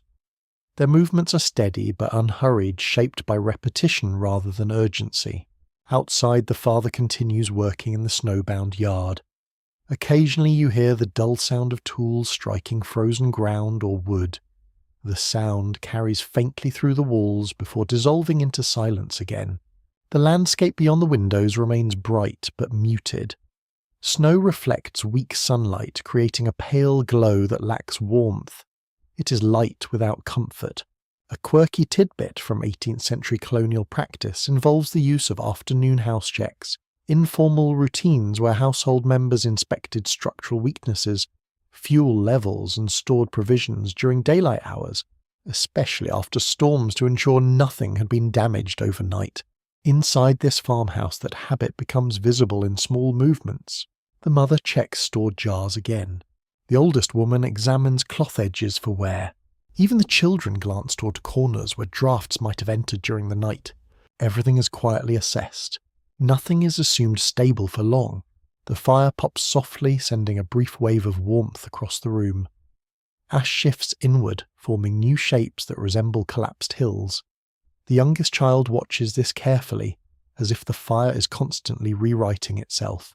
Historians still argue whether colonial domestic life fostered a heightened awareness of material fragility due to constant exposure to weather-limited resources and the necessity of maintaining tools and shelter through repeated repair cycles. What is clear is that household objects were rarely treated as disposable. You see that philosophy everywhere here. Even worn items are not discarded. They're reassigned, reworked, or stored for future use. The mother begins heating water again, preparing for another round of cleaning tasks. Steam rises into the air, blending with smoke already lingering near the ceiling. The smell in the room deepens slightly, becoming more layered. Wood smoke, boiling herbs, wet wool, cold air entering briefly each time the door opens. The father returns again during the afternoon, this time carrying additional firewood stacked across one shoulder. Snow clings to his coat and melts into dark, damp patches as he steps inside. He pauses only briefly before moving directly to the hearth. No words are exchanged. The routine is understood. Wood is added. Heat is maintained. Life continues. A lesser-known detail from colonial rural life involves the constant adjustment of indoor clothing layers throughout the day as people moved between outdoor cold, indoor warmth, and transitional spaces near doors and barns, requiring frequent adaptation rather than static comfort. You notice that adaptation now in the way everyone here shifts clothing subtly throughout the afternoon. A shawl removed near the fire, a jacket reapplied before stepping toward the door, boots left near warmth to dry slowly. The farmhouse operates like a living system, adjusting continuously to temperature gradients. The oldest woman pauses her mending and leans back slightly, eyes half closed but not asleep. Rest here is brief and partial, always aware of ongoing tasks. The children grow quieter now, their earlier energy fading into slower movements. Afternoon seems to flatten excitement into calm repetition. The fire remains central but less demanding. It no longer requires constant attention, only occasional correction. Outside, the father works for a longer stretch without returning. The silence he leaves behind becomes noticeable, not because it is alarming, but because it removes one layer of motion from the day. Inside, the mother begins preparing for evening earlier than expected. She sets aside ingredients, checks remaining fuel, and mentally organizes what must be done before darkness returns.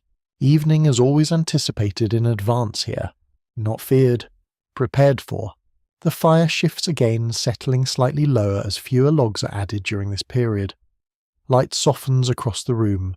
Shadows grow longer, though not yet dominant. The farmhouse feels suspended between work and rest, between preparation and return. And as you sit through this slow afternoon rhythm, you begin to understand that in colonial life, time does not move forward in sharp divisions. It flows instead through gradual transitions of labour warmth and adjustment, never fully stopping, never fully resting, always carrying the household toward the next need. The afternoon begins to tilt toward evening without anyone announcing it. There is no clear boundary where one becomes the other. Instead, the light outside shifts, slowly losing its earlier brightness and taking on a cooler tone that spreads across the snow like diluted ink. Inside the farmhouse, people notice before they name it. The mother adjusts her movements slightly. The oldest woman glances toward the hearth more often. Even the children become a little quieter, as if their bodies understand the coming change before their minds do. A mainstream historical fact about colonial households is that evening preparation often began well before sunset, especially in winter months, because darkness reduced visibility for tasks and increased reliance on already prepared firelight and stored provisions. You see that preparation begin now in subtle stages. The mother checks the firewood supply again, pulling a few logs closer within easy reach. The father, now back from outside, shakes snow from his coat and leans briefly toward the hearth, warming himself before speaking. The creek path is nearly buried again, he says. No one reacts with surprise. Snow has already become a kind of background condition rather than an event. The oldest woman resumes mending for a short while, but her pace slows further. The children gather closer to the hearth without being told. Even movement seems to drift inward as the temperature outside continues to fall. A quirky tidbit from 18th century rural practice involves the habit of evening staging, where households began arranging tools, food, and sleeping materials in advance so that once darkness fully arrived, there would be minimal need for movement away from the hearth. Inside this farmhouse, that staging becomes visible everywhere at once. Blankets are folded and placed within reach. Cooking vessels are cleaned and set aside.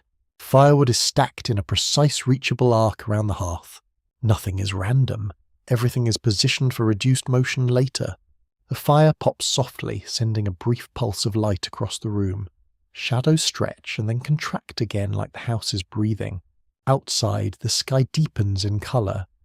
The pale grey of afternoon slowly shifts toward a muted blue tone that signals approaching dusk. Snow continues falling lightly, but now it reflects less light and appears softer, almost muted. The father moves toward the door again, checking outside conditions one more time. When he opens it, cold air spills inside, sharply cutting through. The warmth near the hearth. He stands for a moment in the doorway looking out. Then he closes it. That will freeze again tonight, he says quietly. Historians still debate whether colonial families experienced evenings as psychologically heavier than other parts of the day due to the combined effects of reduced light, increased indoor confinement, and the anticipation of night labour or survival maintenance tasks. Diaries often describe evenings with a tone of quiet inevitability. You begin to feel that tone settle into the room. Even without explicit worry, the atmosphere tightens slightly. The mother begins preparing the fire for stronger evening use. She adds wood with more intention, now building towards sustained heat rather than minimal maintenance. The flames respond quickly, rising brighter again. Light expands across the room. The oldest woman pauses her mending entirely and rests her hands in her lap, watching the fire with a still expression. The children are now fully gathered near the hearth, sitting close together without needing instruction. Their earlier tasks are complete for the day. Outside, the light continues fading. A lesser-known detail from colonial winter life involves the practice of consolidating household activities into a single main room during evening hours, both to conserve heat and to simplify fire management, effectively turning one space into the centre of all domestic life after sunset. That consolidation begins now. The farmhouse subtly reorganises itself. Sleeping materials are drawn closer. Cooking items are centralised. Seating shifts toward the hearth. The room becomes less of a house and more of a gathered circle around fire. The father sits again, this time staying close to warmth without moving away. His hands remain red from cold but slowly regain colour. The mother checks the candles on the shelf, counting them without speaking. Not enough for abundance, enough for necessity. That calculation seems to happen in silence. The fire continues to grow slightly as more wood is added. The room brightens again, though now with a more deliberate quality, as if light is being prepared rather than simply produced. Outside, the snow lightens for a brief moment, revealing distant shapes of trees barely visible through the dimming sky. Then clouds close in again, softening everything. The oldest woman finally speaks. "Long night coming?" It is not a warning. It is observation. The mother nods once. The children shift closer to the hearth instinctively. You notice how evening changes posture more than speech. Bodies lean inward, shoulders tighten slightly. Movements become slower, more contained. Everything begins to orient around the fire again, and as the light outside continues to fade and the interior glow strengthens in response, you begin to understand that in colonial life, evening is not a transition into rest, but a careful reorganization of survival around a shrinking world of light. Evening arrives the way it always does in this house, not suddenly, but as a slow withdrawal of the outside world. The snow outside loses its definition first. Shapes blur together. The trees at the edge of visibility dissolve into grey suggestions. Then even those suggestions begin to fade. Inside the fire becomes the only thing with certainty. You notice how the household tightens around it again almost instinctively. Chairs are pulled closer, blankets are redistributed. The remaining daylight near the windows is treated as something that must be used quickly before it disappears. A mainstream historical fact about colonial winter living is that households relied heavily on concentrated indoor heat sources during evening hours, with the hearth functioning as both a cooking centre and primary heating system. Especially in rural settlements where fuel efficiency determined comfort and survival, you see that dependency now in every movement. The mother adds another log carefully chosen, placing it so the flames catch quickly. The fire responds with a deeper glow, expanding warm light across the floorboards and up into the rafters. Shadows retreat but never fully disappear. They simply wait at the edges of the room. The father sits closer now, drying his hands near the heat. His face shows the fatigue of repeated cold exposure, but also the quiet satisfaction of completed outdoor labour. Snow clearing, barn checks, path maintenance, all finished for now. Outside work ends when darkness begins. Inside work continues. A quirky tidbit from 18th century rural practice involves the use of evening settling routines, where families followed consistent sequences of tasks before full nightfall, such as securing doors, banking fires, arranging sleeping areas, and checking food storage, creating a predictable rhythm that reduced uncertainty in long winter nights. You watch that routine unfold again. The mother checks the door latch once more. The oldest woman adjusts blankets near the hearth. The children are guided gently into a tighter sleeping arrangement near the fire, their energy fully spent. Everything becomes more compact, more gathered, more inward. The fire crackles sharply as sap inside the wood releases heat, sending a brief wave of light across the room. The ceiling beams emerge briefly from shadow before sinking back into darkness. Historians still argue whether colonial households experienced evenings as periods of emotional intimacy or psychological strain, since surviving accounts describe both deep, familial closeness and heightened awareness of isolation depending on region, weather severity, and household structure. In this moment, both interpretations feel true. There is warmth here. There is also confinement. The mother begins laying out what little remains for the evening meal. Not much cooking is needed now, only warming and small additions. The day's work has already produced most of what will be eaten. The oldest woman sits quietly, hands folded, watching the fire with a calm expression that suggests she has seen countless evenings like this one and will see many more. Outside, darkness settles fully. The last traces of visible sky disappear behind heavy cloud cover. Snowfall continues, but now it's only visible when it passes directly in front of the window, catching firelight briefly before vanishing again. A lesser-known detail from colonial winter households involves the practice of firewatch rotation, where someone remained responsible for monitoring the hearth throughout the evening to ensure it did not extinguish or become dangerous, especially during storms when resupply of fuel could be difficult. That responsibility begins to form now without being formally assigned. People naturally fall into roles.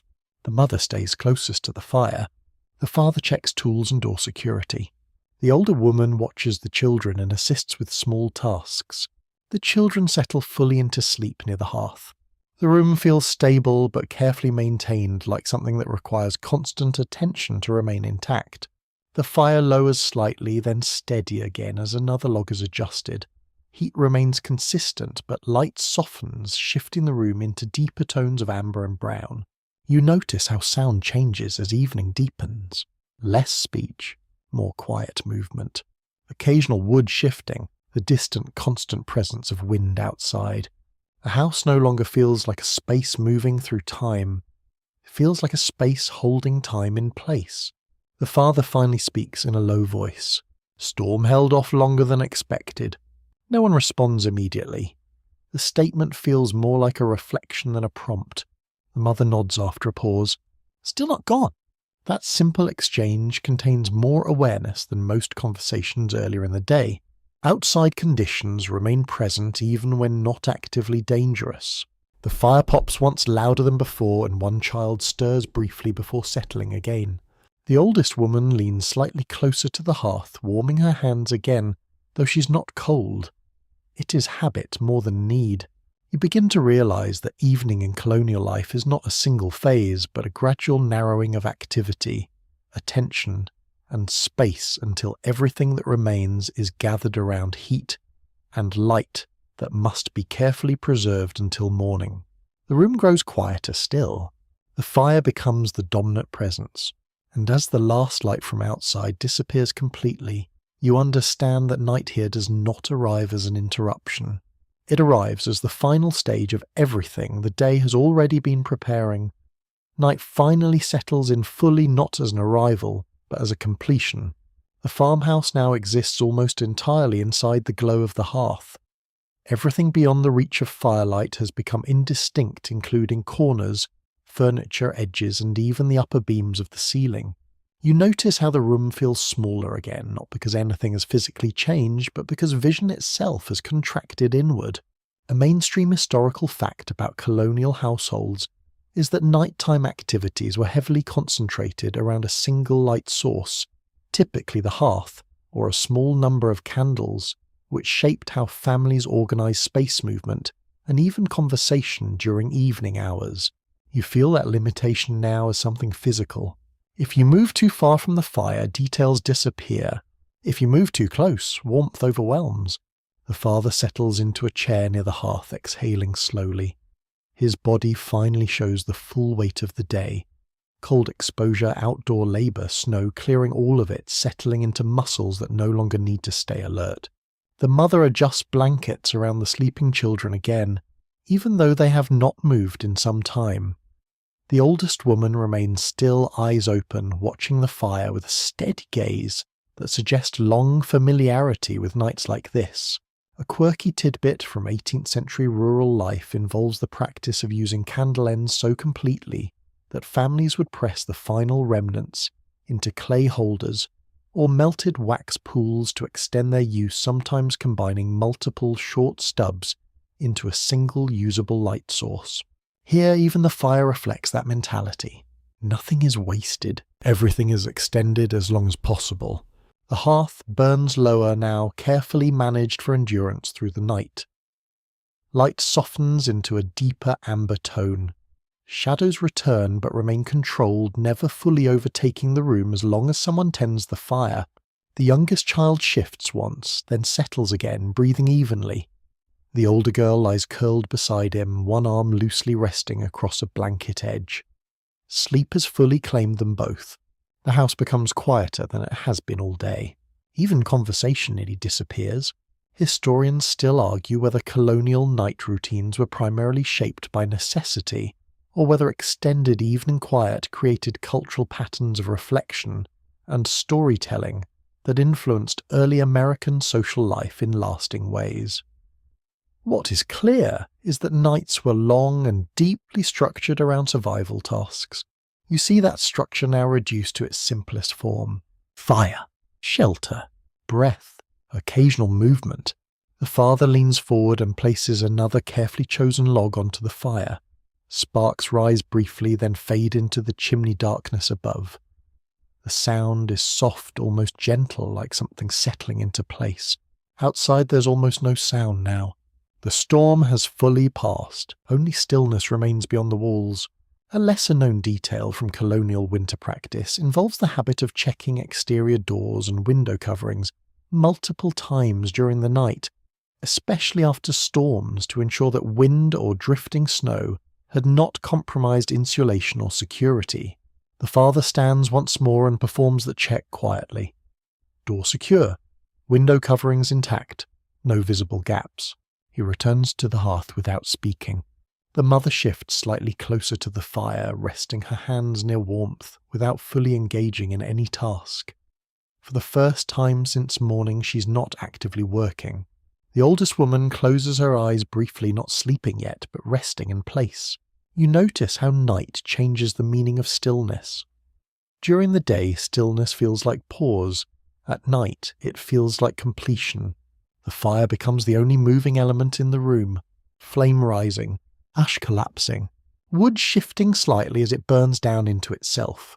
Time feels less like progression and more like maintenance. The father finally speaks in a low voice. Long night ahead. No one responds. There is no need to. You realise that in colonial life, night is not a break from labour. It is a different form of labour entirely, one that requires attention not to productivity, but to preservation of warmth, light and life itself, until the return of morning. The room holds steady. Firelight pulses softly across sleeping faces, and as darkness deepens beyond the farmhouse walls, you understand that this is the true nature of evening in 1739 colonial America. Not an ending, but a sustained act of keeping the world from going completely cold. The night stretches on without urgency, as if time itself has decided to move more carefully inside this farmhouse. Everything has narrowed now into the smallest possible version of life. Fire, breath, warmth held together by constant attention. The hearth glows at a low, steady intensity, carefully maintained so it will last until morning. The father sits closest to it now, half watching, half resting. The mother remains nearby, occasionally adjusting a log or checking the coals without breaking the rhythm of stillness. The children sleep deeply, fully surrendered to warmth and exhaustion. Their blankets rise and fall gently in the flickering light. The oldest woman sits with her eyes closed again, not fully asleep, but suspended in that space between awareness and rest, where colonial nights often settle people for long stretches. A mainstream historical fact about 18th century colonial households is that fire maintenance during the night required ongoing vigilance, particularly in winter, as households depended on keeping embers alive until morning to avoid the difficulty of relighting fires in cold, damp conditions. You see that vigilance now reduced to its most essential form. No one speaks. Even movement becomes rare. Only the fire continues to shift, a slow breathing presence at the centre of the room. Outside, the world is completely dark again, though the storm has passed. Snow lies across the landscape in thick silence, absorbing what little sound remains. There are no distant lights, no signs of movement, only the sense of vast space waiting beyond the walls. The farmhouse feels isolated in a way that is both protective and absolute. A quirky tidbit from colonial rural life involves the practice of occasionally listening to the house at night, where inhabitants would pause to interpret creaks, wind shift, and chimney sounds as indicators of weather stability or structural safety, treating the building almost like a living participant in survival. The father does exactly that now without naming it. A slight tilt of the head, a pause in breathing, attention directed towards sound. The house responds only with its normal winter language of wood settling and fire shifting. Nothing alarming, only existence.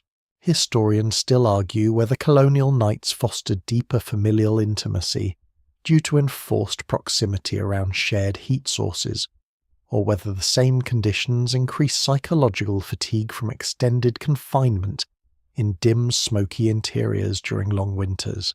In this moment, both interpretations feel present at once. There is closeness here. There is also endurance. The mother gently adjusts the sleeping children again, ensuring they remain within the warmest part of the hearth's reach. The motion is slow and familiar, repeated so many times it feels like instinct rather than decision. The fire lowers slightly as coals settle, then stabilizes again when the father carefully repositions a log.